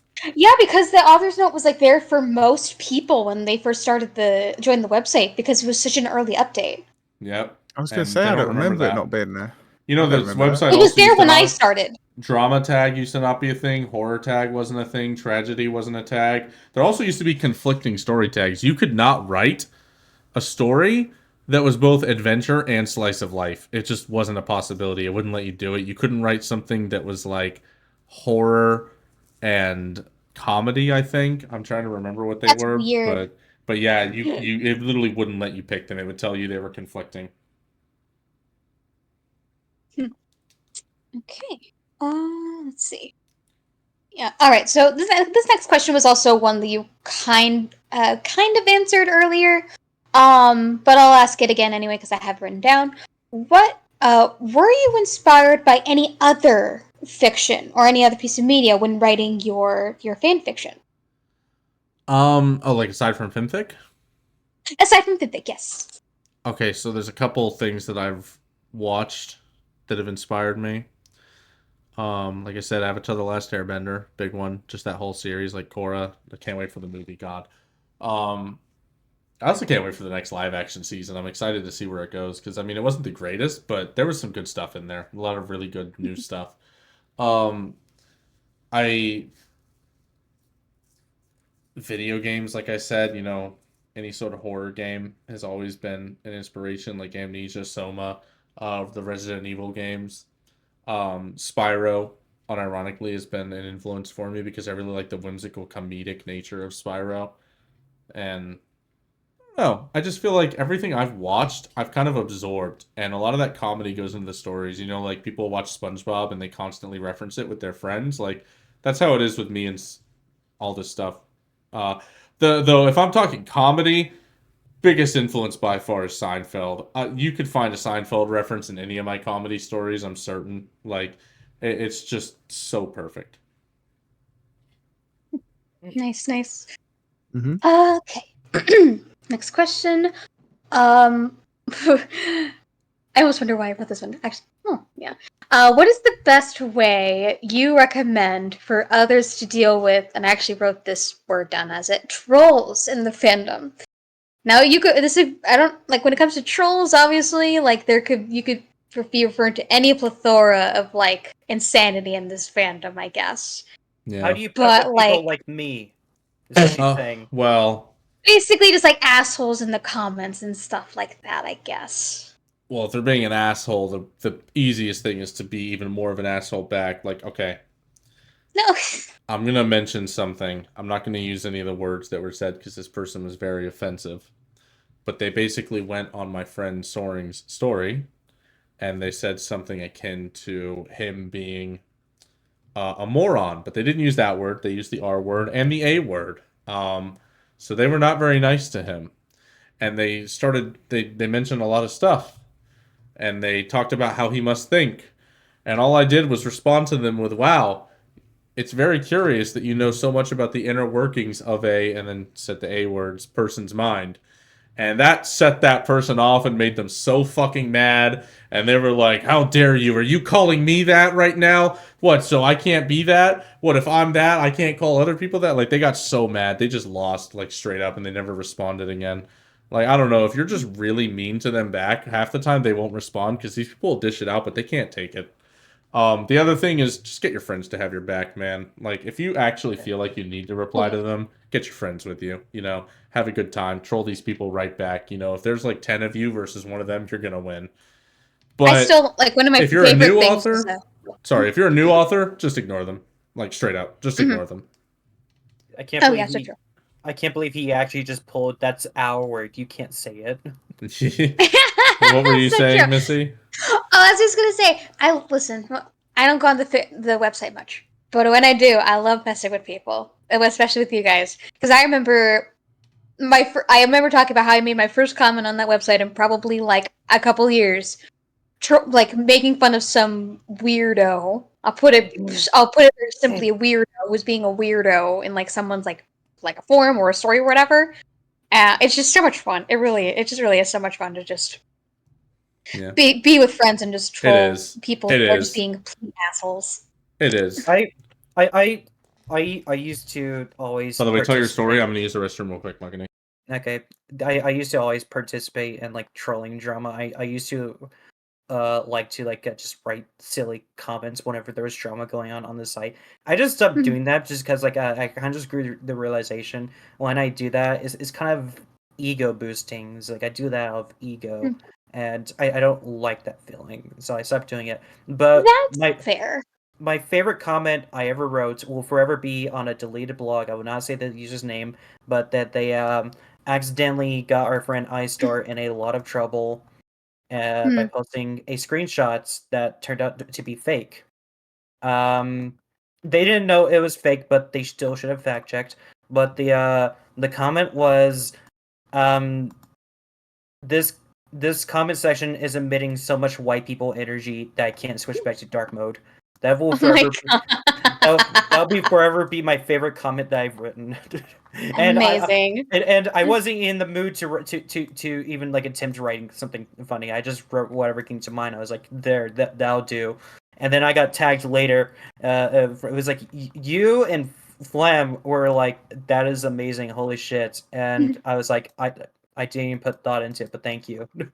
Yeah. All right, I'm Going back. back to you referring to like how you stepped aside from making comments or like trolling because it could like an ego boost. Honestly, for me, it's a very cathartic because like it's just a really good way for me to like pull out a lot of like push away a lot of stress. Yeah, Like like it's like fuck these obviously I people. have Yeah. honestly I have other ways to do it obviously, but like it's just such a simple way of just like calling a weirdo, and again I'm being very simple when referring to this person, that very simple, and insulting them.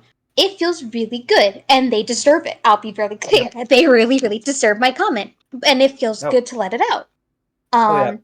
But Oh and yeah. as long as I'm not doing it consistently, like that was like that I made that comment like weeks ago at this point. I haven't made a comment since, and that's good to make sure you're not doing it too much because too much negativity can be really negatively affect your health as well. So like Yeah. sparsing it out is also a very important thing to keep in mind. Um, but yeah, no, just Oh yeah. some stuff to keep in mind as well. Yeah. Oh Yeah. yeah, I just want to throw this out there. If any of you in this call are ever being harassed online, I will rip ass for you guys, and I don't mean that like as in like taking a shit. I mean that as like I'll rip their ass apart. All right, then let's say that next time. All right. What's the next Yeah. Okay. question? All That right. was ambiguous. I think you already answered this before. Maybe. What would you say is your favorite genre to write? I didn't answer that. Well, kind of. Okay. Romance and sad are definitely in the top two. But comedy's up there as well. I look, I like writing a story where a character's like it just has a sad ending. You know, the character's like already dead or someone's gonna die. Like I like making people feel things. When I read a sad story, it makes me feel alive because it's a good emotion. You know, knowing that you can actually feel sad, that's important. And I want to give that feeling to other people, as weird as that sounds. I will make you all sad. Yeah, exactly. I don't remember the last time I That's, felt anything. that's I know. interesting. Okay, Edgy Boy.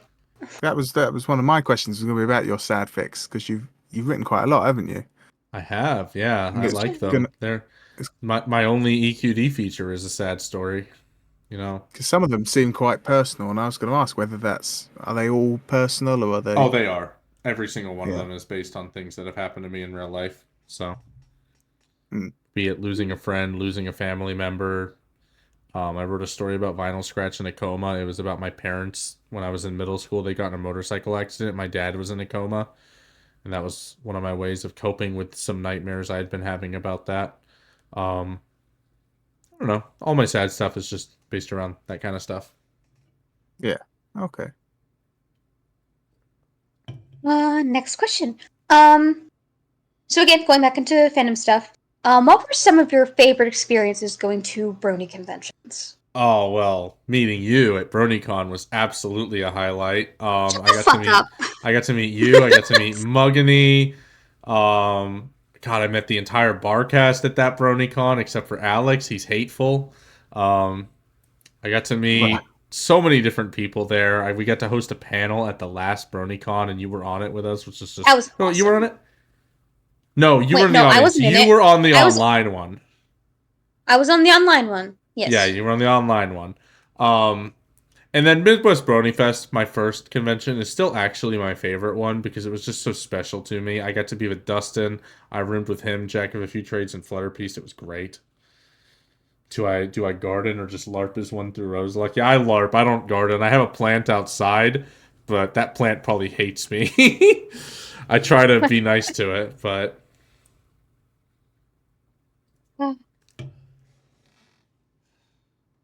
go ahead. Next question. Yes.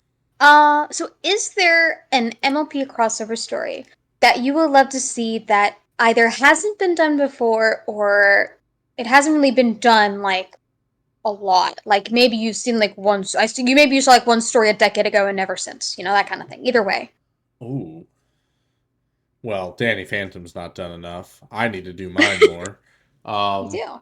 I do. It's a good one. I actually unironically think Spyro and MLP have such great crossover potential, and I've never really seen any good ones, or at least many at all. There might be a couple good ones out there, but I've never read one.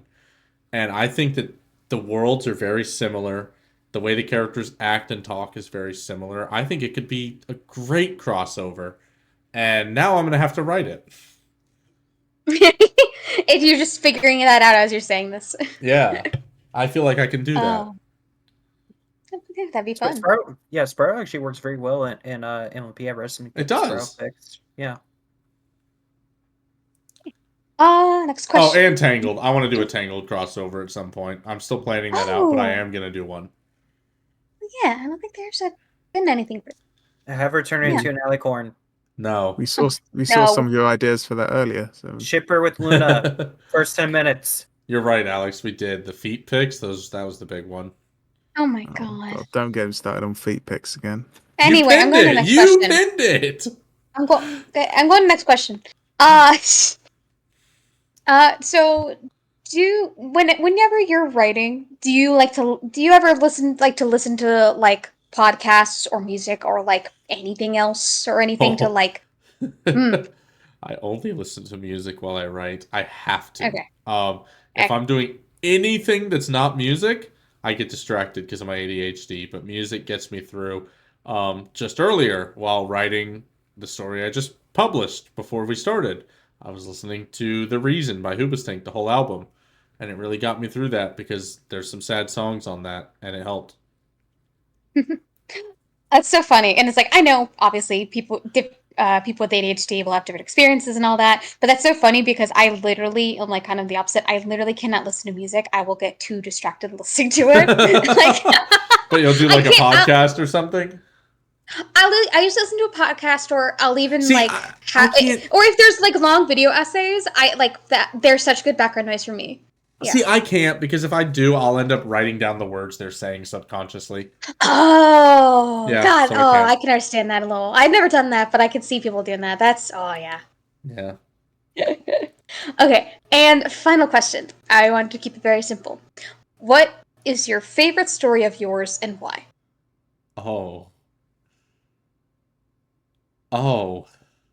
I thought I have a couple. Is that okay? Like 2 or 3?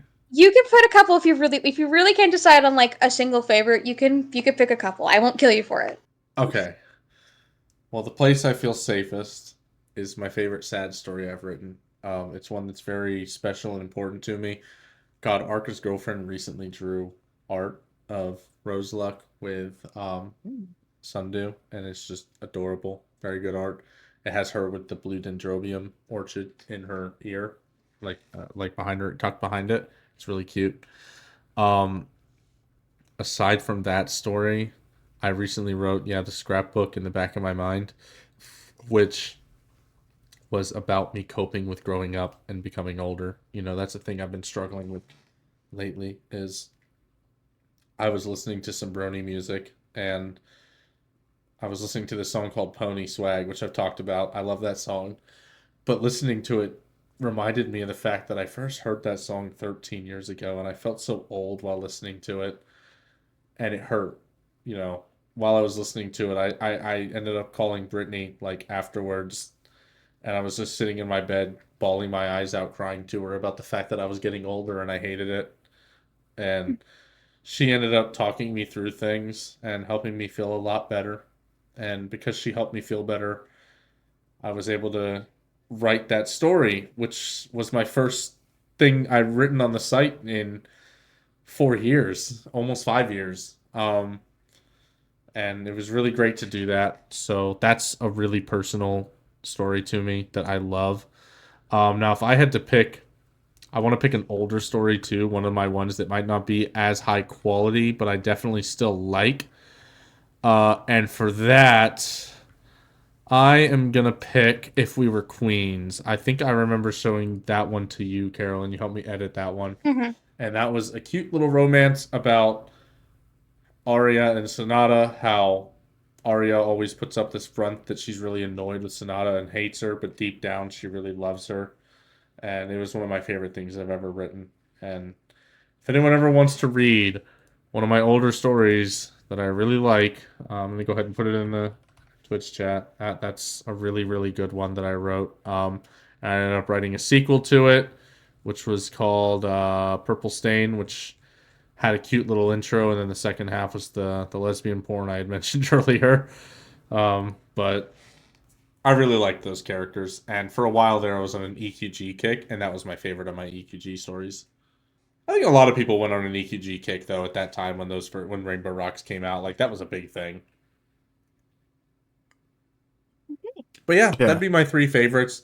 Um, I also have a special place in my heart for Shattered Glass because it's really cool to look back at that story and see how far I've come. Like even in a story that I wrote in just 30 minutes earlier and uploaded, people are liking it and saying it's good. And if I read that, I wrote it in 30 minutes and it's higher quality than literally anything in Shattered Glass. So that's really Yeah. cool to know that I can like shit something out nowadays that's better than something I put effort into back then. That's progress. It is. It's really good progress. You know, if you were to read Shattered Glass and then go straight to the place I feel safest, it'd be like Whiplash. Yeah. Really It'd be like, good. I went from God tier to junior. So that was your Maybe last not question, junior. Missy? That was my 13th question. Why? So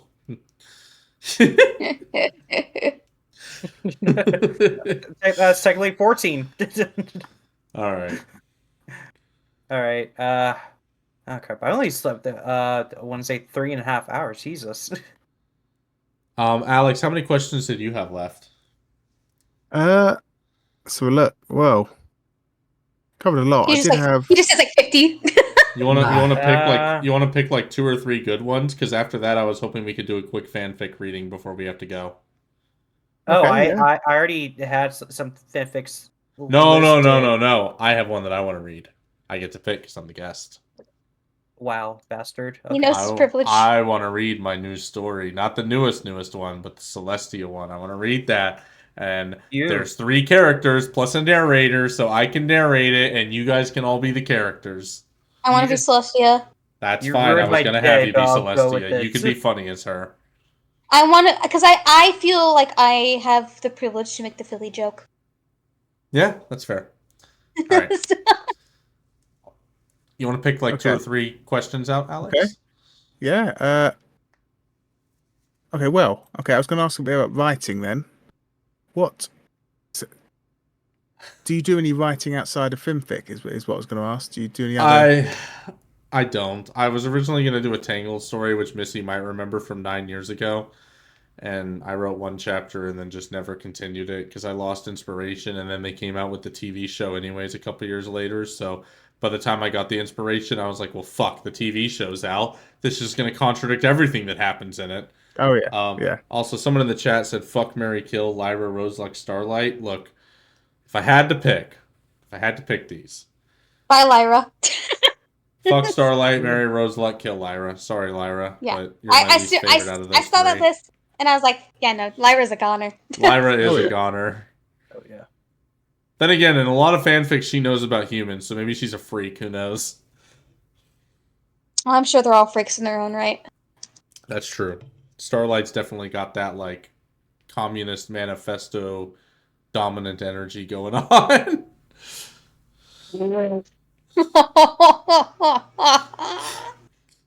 Alex, what's your next question? And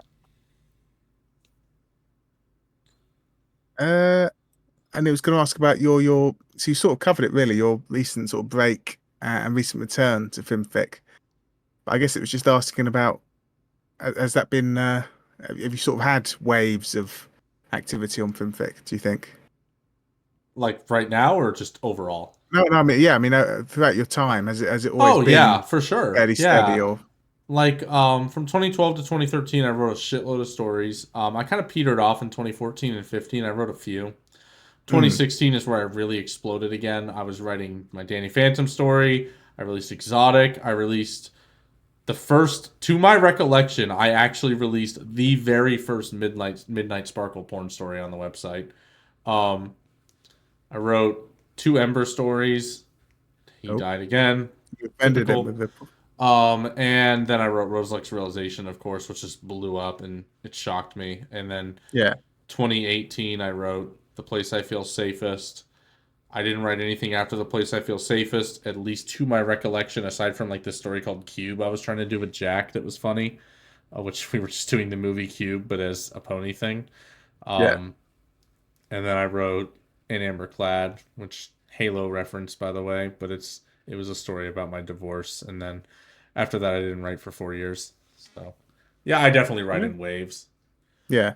No, I think my plan really nowadays is I want to at least release 1 story a month until the website dies. I hope it never dies. That'd be great. But that's my goal, is to release at least You'd have one to new release- story every month.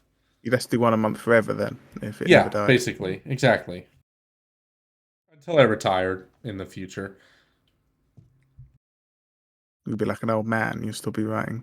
Yeah, it'll be like that AVGN joke where James Rolfe was talking about being like 70 and still reviewing games on the Wii, and that's like his nightmare he's having for the Ghosts of Christmas future.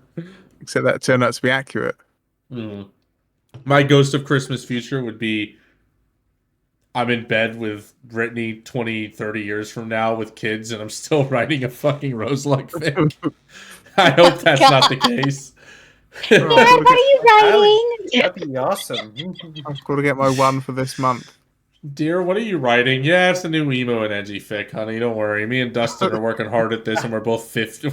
We're both 60 years old, still writing emo and edgy. You've got grandkids that come up to you, are like 5 years old. They're like, Grandpa, what are your stories? Can we see?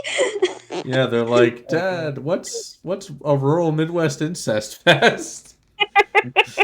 Oh well, sit down, son. That's a song by Cemetery Rapist that we adapted into a story. Oh, Lordy.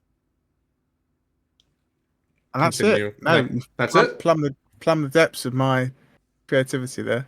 All right, cool. So, like I said, I would love to read my new Celestia story, which was Princess Celestia is addicted to caffeine. I'm going to post this in the Twitch chat and in our little group here, so anyone can read along if they would like to. I will narrate. Missy will be Celestia, as she said. Who would like to be Starlight? I'll be Starlight. Okay, so you will be Twilight, Alex. Okay. All right. So, let me go ahead and read the title and description. So, everyone, let me move my mic up since this is a reading. 1 sec. Okay. So this is Princess Celestia is addicted to caffeine. Also, Shaky Luna is addicted to heroin. The description. Ah, sunrise. The perfect time for a cup of coffee. Or 10. Okay, fine, 20. Seriously, how much caffeine does it take to kill an alicorn anyways? And what is her morning routine like? And then I have this cute cover art that just says Twilight will handle it on her mug, and she looks so disheveled. I love it. And then the chapter title is, Seriously, guys, why does everyone hate black coffee? Are y'all racist? Bro, black coffee's amazing. I know, it is. I love black coffee. All right. Princess Celestia sat at her desk, coffee in hoof. Papers were strewn about the oak surface, and her inkwell was tipped over. The black liquid pooled onto a particularly important document, staining it with a smudge that could never be removed. Something about a divorce between two well-known Canterlot dignitaries. As the ink slowly spread across the parchment, Celestia did nothing to quell it. She still hadn't had her morning coffee, after all. Every pony knew that without her morning coffee, the Princess of the Sun was not to be trifled with. Contrary to what her cutie mark would suggest, she was not a morning pony. Once the afternoon hit and she was truly able to settle in, life definitely got a lot better. Sip. The heat of her... Sorry, one sec, hold on. I said sip, but realistically, Thank you. the heat of her coffee warmed her throat and soothed her senses. Ah, medium roast sabble... Or sorry, no, that's you, Missy, sorry. How dare you? Okay. Medium roast saddle Arabian coffee is truly a delight. A golden glow ran up her horn as she set forth sluggishly shuffling the many loose papers on her desk around. Just how they were organized, she didn't care. As long as they were in a stack, that was good enough for her. The sound of her bedroom door creaking open drew her attention away from those infernal documents, thank Faust. Hello, Princess Oh, Celestia. yeah, that's you. Yeah, you're right. Sorry, you're Twilight. Go ahead. Yeah. Well, Read it again. Start that over. Start that over for the edit. Okay. Hang on, let me get into character. You broke my character. Sorry. Hello, Princess Celestia. Her most faithful student called out, trotting into the room. Twilight's most faithful student was trailing just behind her. I hope you don't mind that I brought Starlight Glimmer by. She's been wanting to see how you handle your morning routine. Oh, my Celestia. Princess, what is wrong with your mane? Celestia reached a hoof up, her eyes scanning her bangs as she ran it through her coiffure. Numerous tangles marred the otherwise gorgeous mane, loose and frayed ends poking out across it. She took another sip of her coffee. Oh, this old thing? Oh, sorry, that's you, Missy. I'm sorry. You're a bitch. Alright, this old thing? It gets like this before I've had my 15th morning coffee. Once I hit that, it'll perk right up. Starlight's eyes widened. 15? Well, of course. Celestia smiled. It was a crooked smile, half-hearted at that. After all, she hadn't had enough caffeine for a full dose of happiness yet. To that end, she took another sip of her coffee. Every pony needs a nice morning coffee to get themselves going when the sun's rising. But you raised the sun, Princess Celestia. Twilight said. How do you manage that if you need 15 coffees? Need 15? Princess Celestia asked, tittering and taking another sip of her coffee. Be ridiculous, Twilight. Starlight and Twilight broke into their own nervous chuckle. Starlight spoke. Oh, wow. You really had us going there, Princess Celeste. Yeah, I need at least 20 coffees to raise the sun. But the sun is already up. Oh, that thing? Celestia said, looking out her window and shielding her eyes as she poured herself another mug of coffee. She always hated having to see that dumb thing in the morning. I have Luna raise it for me every morning. You have Luna raise the sun? Twilight exclaimed. Princess, that is entirely irresponsible. Oh, please. Celestia gave the pair a wave of her hoof, taking another sip of her coffee. I raised her moon for a millennium. I'm sure she can handle raising my sun for the next one. But what about your papers? Starlight said, walking up to her desk. Her horn glowed a bright cyan as she picked up the stacks and began reading through the many documents. It looks like you got some pretty important documents here. Don't you need to get these organized before the end of the day? Right, it's Friday. Twilight nodded. She beamed.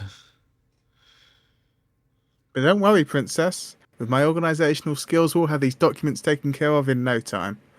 Oh my goodness. Celestia chuckled, taking another sip of her coffee. Do you two think I actually read these? I've had enough petty squabbles over marriages and ponies being arrested over stealing a single apple brought to me for 1,000,000 lifetimes. Wait, but if you don't read them, what do you do with them? Starlight asked. Simple. Celestia replied, taking another sip of her coffee. Her horn lit up once more as she levitated two small objects over. One, a paper tray, had the word approved with an exclamation hastily scribbled on it. The other, a trash can, was already halfway full with numerous unread documents. I shuffled all the incoming documents. Then, once I've had my coffee, I simply throw half of them in the garbage. And the other half just get approved without you having read them. Twilight asked. Yeah, I guess. Celestia shrugged, taking another sip of her coffee. I just toss these towards the paper tray. Sometimes I miss and they land in the trash too. Princess, I hope you don't take this the wrong way, but... Twilight trailed off for a moment. Suddenly her body flew several feet into the air as she cried out. What is the matter with you? Oh, that's easy. Celestia said, pouring herself another cup of coffee and taking a gulp. I'm only on my 13th cup of coffee. I promise, once I hit my 25th, it'll be like you never saw Morning Celestia. Starlight cleared her throat. Twilight told me you had a pretty involved morning routine. Something about meeting with delegates, going to the cherry events, holding morning court, and a bunch of other really important political gatherings. Oh, right. Celestia nodded, taking a sip of her coffee and standing up from her chair. Clearing her throat, she called out. Amethyst Star, could you come in here? Twilight and Starlight looked at each other, then back to Celestia. Stepping towards her mentor, Twilight spoke. Princess, what would Amethyst even be doing here? I'm here! The mare in question called out, galloping through the doors and up to Celestia. She came to a screeching halt just in front of her. Sorry I'm late, Princess Celestia. It's quite all right. Normally, I'd be so blindly angry with you that I would banish you to the Everfree Forest for the rest of time. She explained, sipping her coffee. But I haven't quite finished my morning coffee. Anyways, are you ready? Amethyst nodded, and her body glowed a bright golden as Celestia fired up a spell. With a blinding flash of white, the purple mare was replaced with an exact doppelganger of the Princess of the Sun herself. That never gets easier, she spoke in Celestia's regally soothing voice. Now go. You're late for the opening for the new Ponyville Library, and then you have to attend a press conference where you denounce a group of a group of neo-Nazis from Manhattan. I know, I'm neo-Nazi. I I'm can't proud of that say one. it straight. Neo-Nazis. I'm proud of that one. Oh, you foul. Celestia ordered her, taking another sip of her coffee. Amethyst saluted her before turning heel and trotting right past a stunned and bewildered Twilight and Starlight. Celestia sipped at her coffee. Oh yeah, I haven't left my quarters in about 36 years. What? Twilight asked. You mean the Princess Celestia I've come to know and love was never even you? Oh, of course it was. I wrote those letters to you, and if you spent any time in this room, it's been me. Other than that, yeah, it's been Amethyst. Celestia explained, taking another sip of her coffee. But she's younger than I am. Oh no, she's an immortal just like me. Celestia replied, taking another sip of her coffee. It was really hitting the spot. She just chooses to remain in that form. So a long time ago, we came to an agreement that she would pretend to be me, and I'd let her take whatever she wanted from the equestrian treasury. Starlight cocked her head. Is that why Philadelphia recently went through a really rough recession? Starlight nodded. I'm sorry, Celestia nodded. You doing that with your mouth? Yeah, of course. That's Sorry, let me redo that. Let's redo that. Yeah. I messed up again. One sec. Celestia nodded. Well, that, and I hate the Eagles. Fuck the Eagles. Oh wait, that was me. Sorry. Anyway, I was hoping they'd be forced to sell the team, but I never expected their ownership to actually tax the city just to keep them. Somehow, I think that's even more messed up than what I'm doing. But you can't just. Princess of the Sun. Celestia cut her student off. Which means I could do whatever I want. Celestia slowly walked over to her bed, taking another sip of her coffee and climbing into it. Speaking of, I think I've worked hard enough today. I'm pooped. I'm gonna hit the hay. You two have a good night. Twilight's head shot to the clock on the wall. It's 8:30. Yeah, it's super late. I'm normally in bed by 8 o'clock. She replied, taking another gulp of her coffee. Anyway, don't let the door hit your flanks on the way out. Her horn lit up, pushing the two magically out of her room and slamming the door behind them. With a sigh and another sip of coffee, Celestia's head hit the pillow. Faust, I hate mornings. Thank you. I was hoping you would do that. Thank you for reading this story with me. I'm very proud of this. It's one of my favorite comedies I've written. I told Andrew this, and if anyone is watching this that knows Ace Attorney, Celestia, and I won't give spoilers because Andrew hasn't seen hasn't seen this character. This Celestia here really gives me Godot vibes. I can't wait to see them. Oh, it'll be something.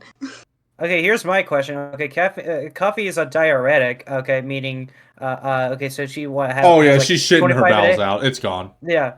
I was gonna ask, like, how long does she take to piss? But I'll take that too. No, it's not we very need good. a sequel. We need a sequel, yes. They should have one of those Wait. things on the bed so when she pisses herself, it, like, Yeah, soaks it up. is that I don't- right? No! Oh god, she quite All right. literally has the bladder of a horse. All right, there is one more story I want to read if we have time, Mugany. What story is it? All right, one sec. Let me go to my... I actually had 3 stories listed, but I guess I'll save those for another cast. So, if she's okay with it... She doesn't- No, we're not doing my Okay. story. It's not- We're not it's doing not- my story. It's not You can Crazy go Steve. fuck It's yourself. not Crazy No! Steve. That's not any better. Oh my I don't want to read any of my stories. I literally can't. All incredibly right. disappointed. All right. You can do it. If you really want to do it, I'm not going to be here. I'm actually being serious. I don't like hearing my own story. If you want to, I will leave. And like, don't take offense that I just like. No, really, it's like, fine. We personal don't have to read your story. Okay. But, Missy, can I ask you something? Yeah. How was your day? It was good. It was good. It was good. No. All right. Oh fuck. Well, That we scared the shit can't out of me. read. We can't read Human in Paris Sprite, so never mind. I mean, to be fair, I don't think we'd be able to read it in time because It's that's a 3,000 couple- words. You put effort into that, actually. quote unquote effort, and we have 10 Yeah. minutes left, so we just wouldn't have time. I think. All right, look. If that's the case, let's read the first chapter of Shattered Glass. Can Let's read the first chapter of Shattered Glass. I'll play myself because I have to. So, is it who would based you on like? are playing yourself? You Who would really are like- playing yourself. Who would like to narrate this one? I think I think this is a job for me. Oh. It's based on you. Yeah, unfortunately it is. Now let me use the restroom real quick and then we're going to read this. I'm going to hate myself. Yeah, see, I can never do this. I don't have the balls to do it. Of like, oh, I'm just gonna reread a terrible story I wrote when I was younger. I can't even read stories that I even remotely like. I just can't. 3 stories I was gonna have us read. I actually have something planned for it. I can't do that now. Fuck you, 7. What were the stories, by the way? Well, you know what won them are already. The other 2 are Shattered Glass and the first fanfic I wrote. Okay. You know what the third one is. Is it Crazy Stephen Equestria? Yes. I was actually going to explain why I wanted to read that story and like what the running joke I have going on is, and actually do a cutaway to like Cure Vice stream, like when he And again, explained it. and again, I'll clarify. If you want to read my story, you are more than welcome to. But Yeah, I will Chris- not be here. Yeah. He will not be here. Now, I just unlike her, I'm about to read the worst story ever conceived, and I'm going to play myself in it.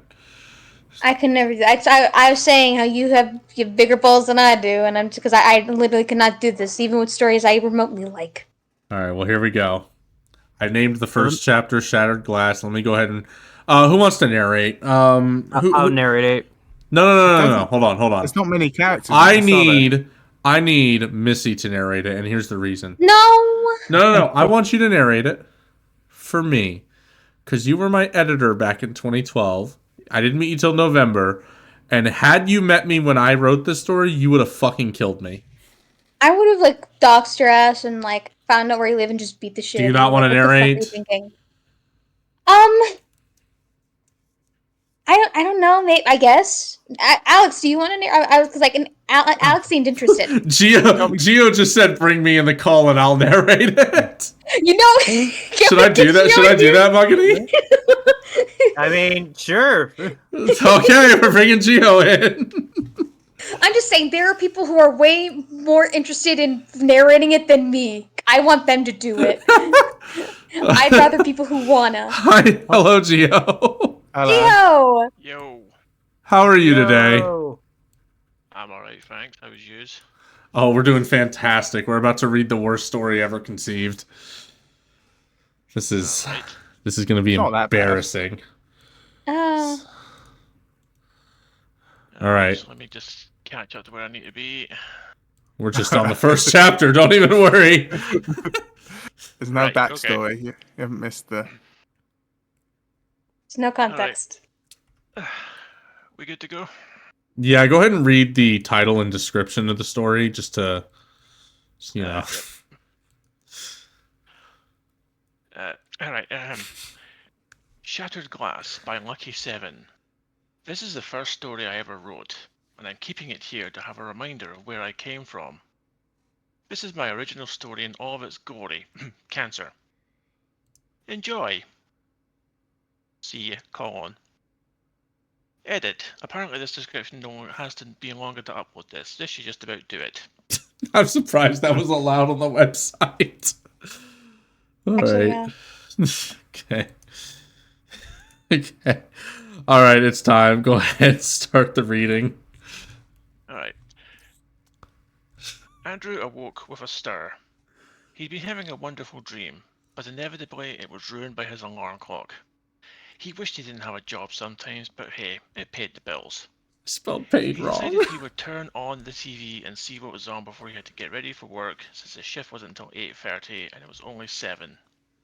He was flipping through the channels when he landed on a network called The Hub. He decided he would see what was on it. Couldn't be too bad, right? About a minute later, the commercial break was over and he was greeted with the image of what looked like an arena made out of clouds. He grew more intrigued and decided he would watch it. That's when Rainbow Dash flew into view and he realized what he was watching. My Little Pony, Friendship is Magic. His friends had told him about it, but he'd never got around to watching it himself due to work. After seeing the Sonic Rainbow, he finally uttered his first words of the day. I'm so ashamed. What the hell is this shit? No, it's me. What the hell is this shit? It's official. My friends watch the gayest show on the face of the planet. You know, we still do. I'm not taking that back. It's actually true. That's facts. I still can't Actually, no. believe you censored Sorry. gayest. Sorry, that's facts. This is the second gayest show after The Owl House. I still can't believe you censored gay. I know. I'm an idiot. I thought it would get me in trouble. You know, I absolutely believe that, 100%. Continue, Gio. He turned the TV off and got out of bed to stretch and prepare for the day ahead. Man, I hate work, but a man's gotta do what a man's gotta do. He muttered to himself. He walked into the bathroom, took off his clothes and hopped in the shower. He turned on the water and once again found himself thinking about the show. I'm embarrassed reading this, but you know what? I promised I would do this. Man, I can't believe people my age actually watch this shit. What could you possibly gain from watching a show like that? For some reason, he couldn't get the image of the show out of his head. So stupid. I gotta admit, though, it's hard not to laugh at how stupid I was. If it gets too hard for you, I can take. I'll let you know. Yeah, if I laugh too much, please just take over. That Sonic Rain Boom or whatever was kind of cool. I wonder what it would look like firsthand, though. He thought to himself. Wait a minute. Why am I even thinking about that? It's a show for little girls about ponies. It's stupid. But yet he couldn't stop thinking about the show. Get the hell out of my head! It was as if he was screaming at his thoughts. After a few more minutes, he finally got rid of the image that had been stuck in his brain, and he hopped out of the shower. He wrapped a towel around his waist and walked over to the sink. He turned on the faucet, tap, and then grabbed his toothbrush. He wet Gotta the love end how of it gives it. every little detail. I know. It's like the intro to Birdemic where you just see him driving and doing all of his daily chores. Oh God, it is. Oh God. It's good. It establishes him as a sort of everyman. This is why I hate men. No. Continue, Gio. He wet the end of it and put toothpaste on it. He started brushing his teeth, and after about a minute and a half, he rinsed off the toothbrush, then his mouth. He then took out his razor and was preparing to shave. He applied shaving cream, but the first time he moved the razor downwards, he cut himself on the left cheek. Fuck, that hurts! As you do. Sorry, let me scream that again. I was a bit early. Say he screamed at the top of his lungs again for the edit, Gio. He screamed at the top of his lungs. Fuck, that hurts! You know, Jack of a Few Trades told me that this story taught him how to shave. He's such an asshole. I hate him. Hey, he gave me a morning routine. I can't believe this is the first... Keep going, Gio. I'm sorry. It's just so surreal. Why would you scream like He that wiped if his you're on hand your his own? cheek. And to his surprise, when he pulled his hand back to his face, there was blood. Why Man, is he I'm- surprised? Man, I must have cut myself bad. Where in the hell is the peroxide? Oh, I didn't even do a proper ellipses. It's only 2 dots. No, you put a comma. And I put a comma after! Oh, no. Fucking amateur. I am an amateur for that one. He trailed off. Normally, when he cut himself while shaving, he rarely bled, much like a paper cut, but this time was different for some reason. He decided that it didn't matter, and as soon as he was done applying the peroxide, he put a tiny piece of toilet paper on the cut and then resumed shaving. Now, it's well known that when putting peroxide on a wound, it can burn bad. This was no exception, and the second the cotton ball touched his cut, he felt like he would rather just let it become infected. But he decided against it, knowing that it would be a stupid decision. He My finished face fixing up his hurts. What is all this exposition, bro? Like, what was I thinking? This isn't that even worked out exposition. Exposition involves like world building and character building. You're just going through your daily routine. I feel like I must have cut myself shaving that morning and been like, fuck, I gotta put this in the story. It's inspiration. I don't know what I was doing the month after I graduated in 2012, but it must have been something stupid if this is what I continue, Gio. He finished fixing up his cut and ripped a tiny piece of toilet paper, just enough to cover the cut, off the roll. He put it on the cut, and once it was able to stay there on its own, he went back to the sink to finish shaving. He looked in the mirror to see if blood was leaking down, but it wasn't. He lowered his head for just a second to grab the razor when he heard something shatter right in front of him. He looked up at the mirror, but there was basically no mirror at all, just a few remnants stuck in the frame. What the hell? Okay, it may seem weird, impossible, and ominous, but I need to stay calm. He muttered Wait, to I'm himself. No, I'm shut sorry. up. I'm reading. I'm in the zone. But Okay, still, okay. how does that even happen? Come on, use your brain, Andy. Okay, it's probably just a manufacturing error. He tried to reason. What? What? With what?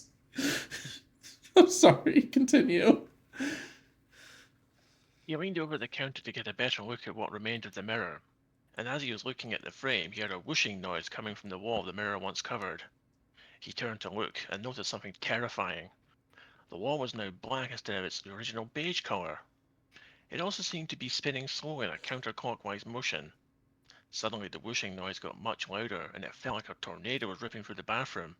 He felt himself being pulled closer to the mirror every second. He was too petrified to even move, let alone scream. Come on, Andy. Think. How are you going to get out of this? I like how There you was actually no- sound like you're in a bathroom. Bro's having a Jimmy Neutron brain blast. Think.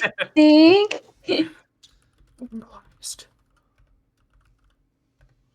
Oh, wait, do I have another line? No, I don't. Okay, continue.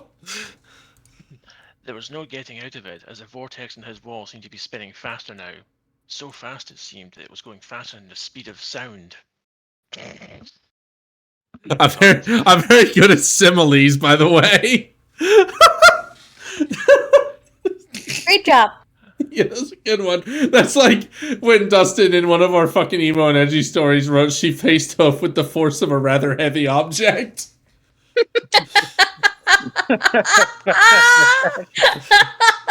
That's really funny. Sorry, Continue. go ahead. Where was I? Oh yeah. He had tried to retreat back into his bedroom and run out of the house, but the winds were too strong. Incorrect usage there. It was as if a black hole had formed in his Sorry. wall. It was as if a black hole had formed in his wall. Soon enough, he could feel his skin being tugged on, and it felt like if he didn't give up and just let the vortex swallow him up, his skin would be torn clean off. He decided that it was useless trying to escaping and let go of the metal banister he had been clinging to. He was sucked into the vortex, and he thought his life had come to a very unlikely, not to mention weird, end. He couldn't do anything as he floated through the void of nothingness. He went over his entire life, the moments with his family, all of his relationships, but the last thing to flash into his mind was none other than My Little Pony, Friendship is Magic. He wondered what would happen to him now. Would he ever be released from this void, and if so, where would it take him? Home? A distant planet? Another dimension? All he could think of was where this void or wormhole or whatever was going to take him. Suddenly he saw a faint light. It looked as if he was about to be released, but he was still wondering if he'd be taken home or to a very far away, unfamiliar world. The light was getting closer, and he was silently thanking God, because to him he'd rather wake up in a distant world than die a horrible death at the hands of a black hole. He was suddenly spit out, and the first thing he noticed was... God. Holy shit, I'm falling! Oh my god, no, I don't want to die with a splat. I want to die with dignity. He hit the ground, and Good luck then with that. everything went black. I guess this is the part where I leave an offers note. I'd like to thank another offer on this site, well, two actually, Gunsmith and Insert offer here. Without them and their stories, I would not have the guts to write one of my own. Please leave all kinds of feedback, praise or criticism, inform me of any errors, and overall just comment the hell out of this story. I'll be back with chapter 2 pretty soon. I'm checking what these two wrote that could have possibly inspired me to write this, and I'm so sorry. If you two ever somehow see this, I'm so fucking sorry I mentioned your name in this story. Okay, insert author here got banned. Why'd they get banned? What happened? Oh, they passed Well, away. that's not That's good. really sad to hear, Oh. actually. Oh. What did they write, though?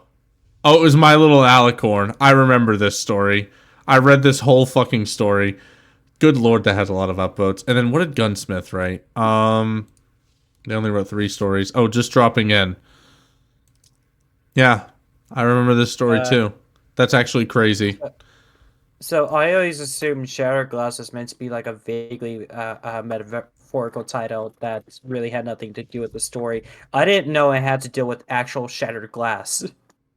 Yeah, no, the mirror breaks, and that's how he ends up in That's the crux of the story. Equestria, unfortunately. Did I... How many chapters did I publish it? Well, I think this was the first chapter. Yeah, it was. Okay. This guy's comment. My mirror shattered in a similar fashion night before last, but sadly there was no interdimensional portal behind it, just a pane of rusty metal. And then his profile picture on Fimfic is like vaguely similar to Solar Flare's cutie mark, and that really weirds me out. Why is it so similar? What was the first comment ever on this story? I used to reply to comments with red text. It's over. Oh, you were about as edgy as they come, man.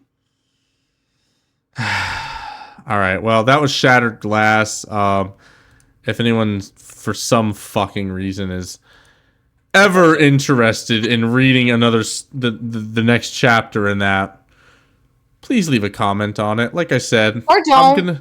I'm gonna be rewriting that soon, but in my modern writing style, but with the same exact tropes and plot, because I think it'll be funny for something that bad to be written so well. So we'll see. I'm now compelled to just eat shattered glass now. Yeah, Okay. eating it would be more pleasurable than having read that story.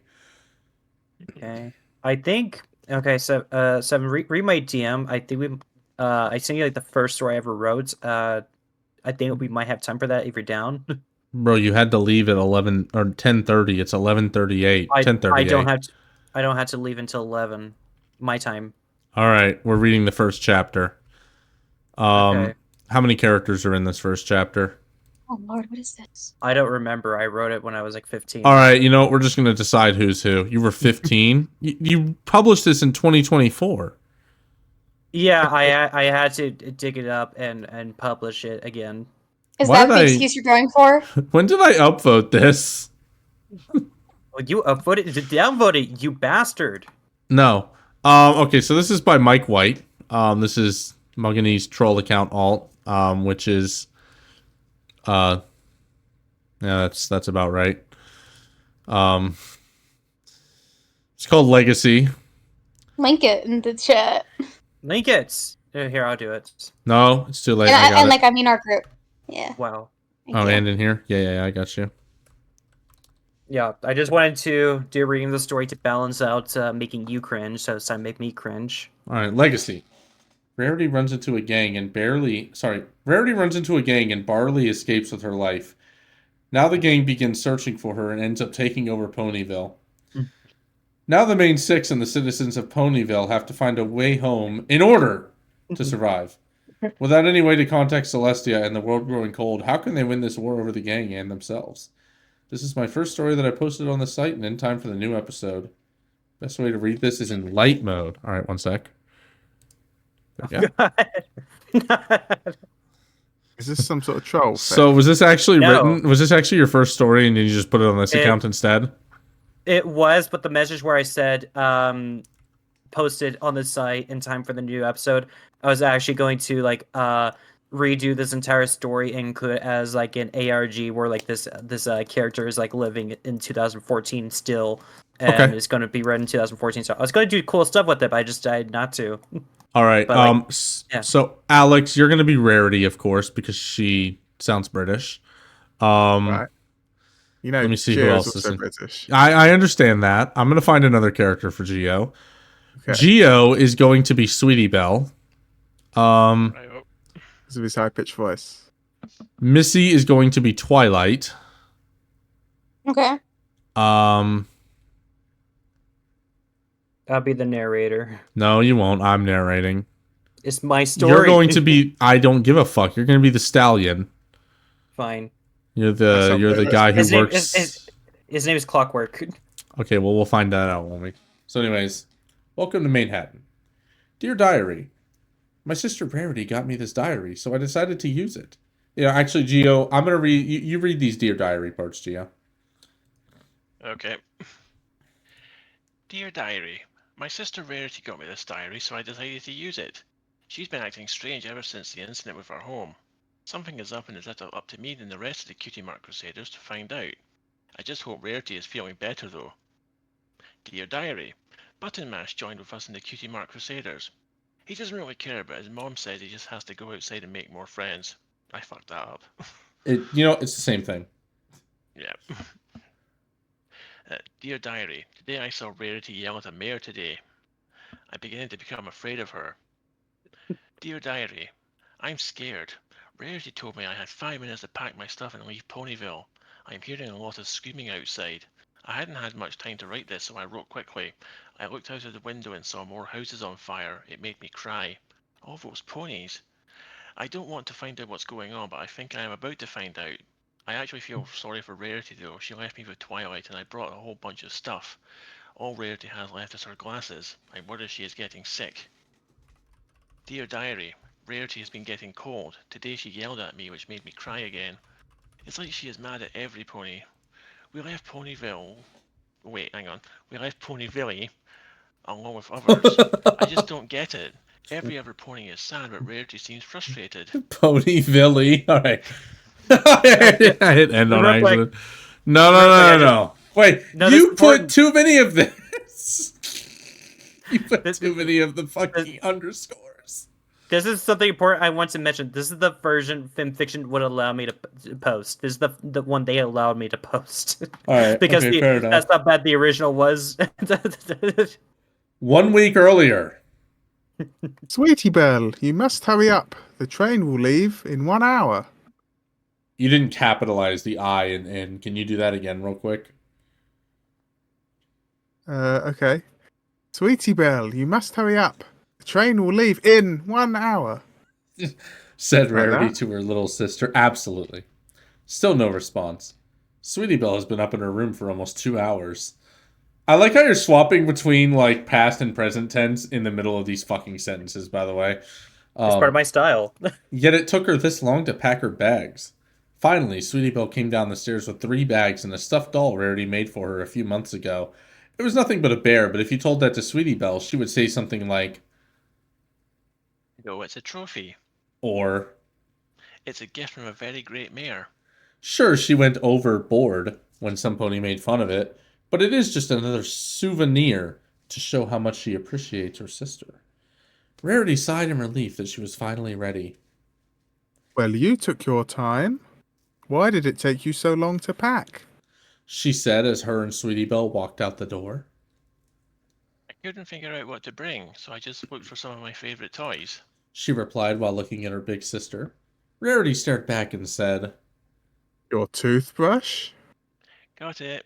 She replied again. Rarity was walking as if she was on ice. Sorry, Rarity was walking as if she was on ice. She tried to keep her stance, which was the only thing keeping Sweetie Belle from noticing. Since the incident last week, it has been harder for Rarity to get around. Every pony in Ponyville knew what happened except for Sweetie Belle. She asked them all if they were talking about it. Stop talking about so Sweetie Belle doesn't know. What the fuck happened in this paragraph?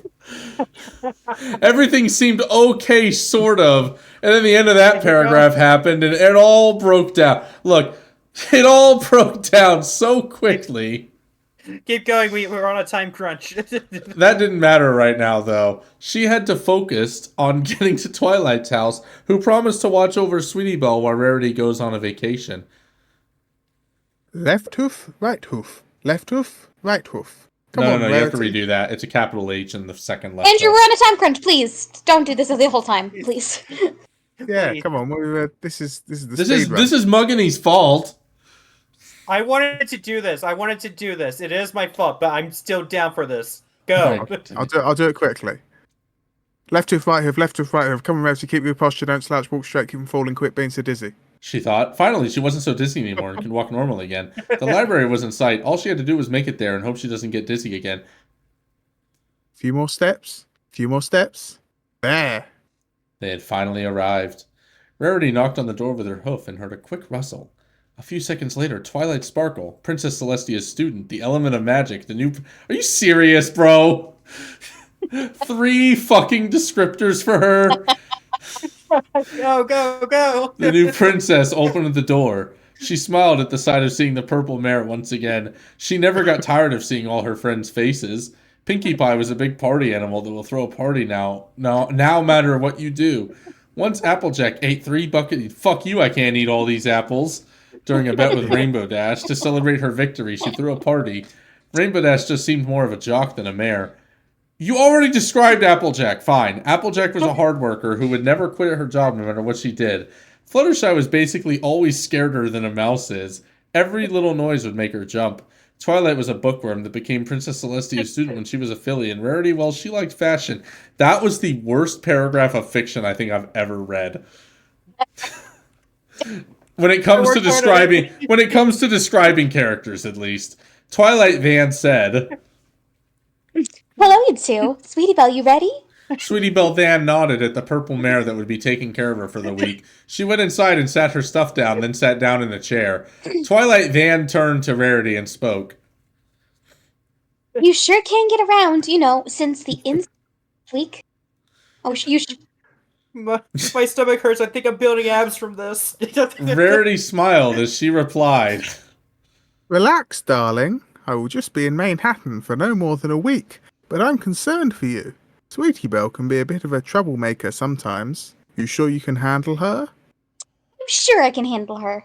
She answered. In fact, I decided to let her friends stay the night too, so I'm sure she isn't too upset that you're leaving. She doesn't care. She hates you guts. Yeah, true. Rarity gasped, Van whispered. Do they know? Twilight rolled her eyes playfully. Relax. I made them promise not to say anything. Now go. You are going to miss the train. Twilight said before shooing Rarity and closing the door. Rarity got a watch out of her saddlebag with her magic and flipped it open. She was right. 10 minutes till the train leaves. She amid a tally. I need a second.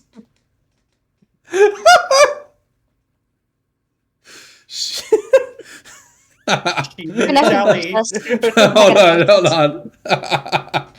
That's the thing that broke me tonight. She amid a tally made a dash for it while at the same time muttering in her head, Late, I'm late.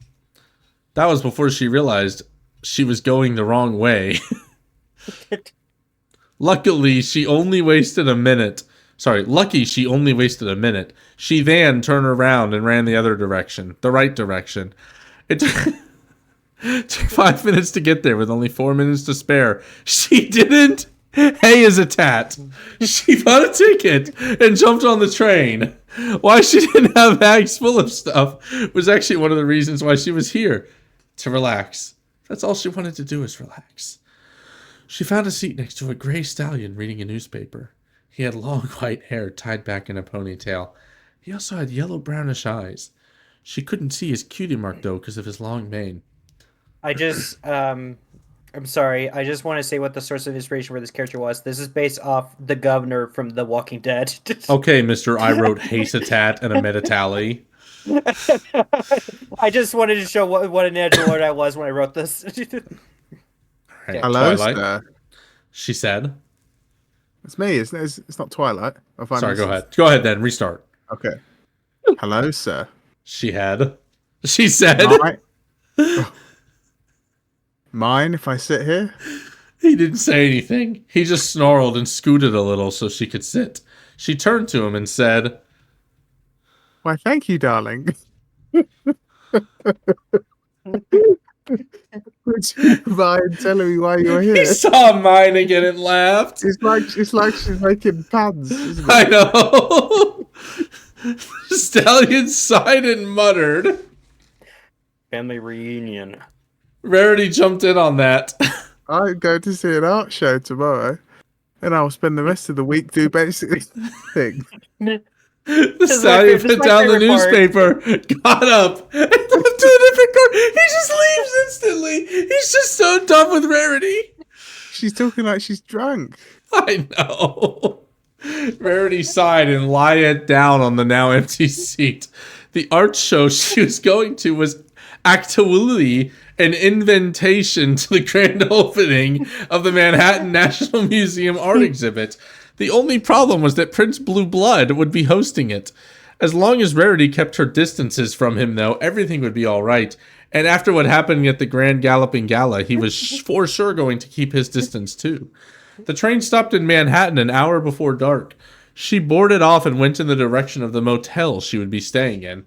She would have gone to a hotel, but she wanted to try new things. New things were always on her mind. Before she could think of anything else, she noticed a store that seemed to catch her interest. A bookstore. She did promise to get Sweetie Belle something during her stay here. Why not a diary? Period, by the way, no question mark. The only diary she has ever written in is the one that Twilight found in the castle Princess Celestia used to live in. That wasn't even a private diary. Rarity walked in the bookstore and heard the bell ring when she opened the door. Ding ding. The same noise she heard whenever So Pony came in to buy a dress. Rarity started to look around and only saw books Twilight might want. Maybe she was in the wrong place? As she turned back to walk outside the door, there! She saw it. A book with a locket on it. It was rusted, but it will have to do. She picked the book up with her magic and flipped it open. How'd she open it if it had a locket on it? As expected, all the pages were blank. She walked to the counter and placed the book on it. An elder stallion walked up to it and said, "Oh, that no, was okay, that's you. our Fine, go. only. Who? You Wait. go." That was our only one in stock. You were lucky that No. You're gonna read that as you wear. Oh, you wrote this. You were lucky that nobody else got it before you. Hang on, let me get the key. He left the counter and went in back. A few seconds later, he came back with a rusted old key to match the rusted old lock. Okay. I'm gonna switch to my old man voice. 20 bits. He said. Rarity threw in a little extra per tips and said a quick thank you before taking the book and leaving. Before she could, though, he said one more thing. Ma'am, that book you got there could be the book of your life. Use words wisely, for they are limited. Rarity didn't get, but just said, "Am okay," and left the... I still love that the other stallion just immediately got up after one sentence from her. It took 30 minutes to get there, yet it felt like she wasn't wasting any time. She walked in and spoke to a mayor at the desk.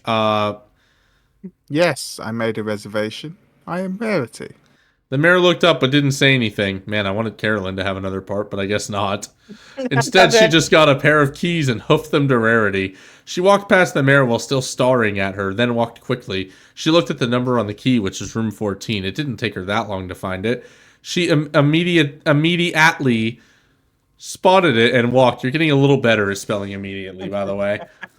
She gasped in surprise when she turned the corner, though. There, standing in front of the room next to hers, was the same stallion she saw on the street. Oh my god, it's him, He's guys. come back. That's It's great. him! She didn't hesitant. She didn't hesitant. She called him and waved. The stallion groaned at the sight of her. Rarity walked up to him and said, Hello, darling. Do you The remember stallion- me? The stallion just stood there staring at her. All he said was, Yes. then went into his room. Rarity sighed again. There she was, trying to make a new friend when all she has to do is relax. She unlocked her door with the keys the mayor at the counter gave her, and it opened. For a small motel, her room was quite beautiful. She sat 2 bags against the wall. It was all she brought. Ever since that day, what is this, like her period or something? Everything has been hard for her. She lied down on the bed in the room as she remembered what the elder stallion had told her at the bookstore. Use words wisely, for they are limited. Author's note. Hello, I am new to the fandom and I just posted my first ever story. I hope to finish it in time for the season 4 finale. I wanted to post on February 19th, but I got too excited and almost peed. Is this really your first story, Maggie? Yeah, that description was written for the ARG I was creating. But is this actually your first story? It is, and when I say this, this is the version that was allowed on FimFiction, I mean I would include other characters' dialogue within the same paragraphs of other characters' dialogue. Okay, all right, fair enough. The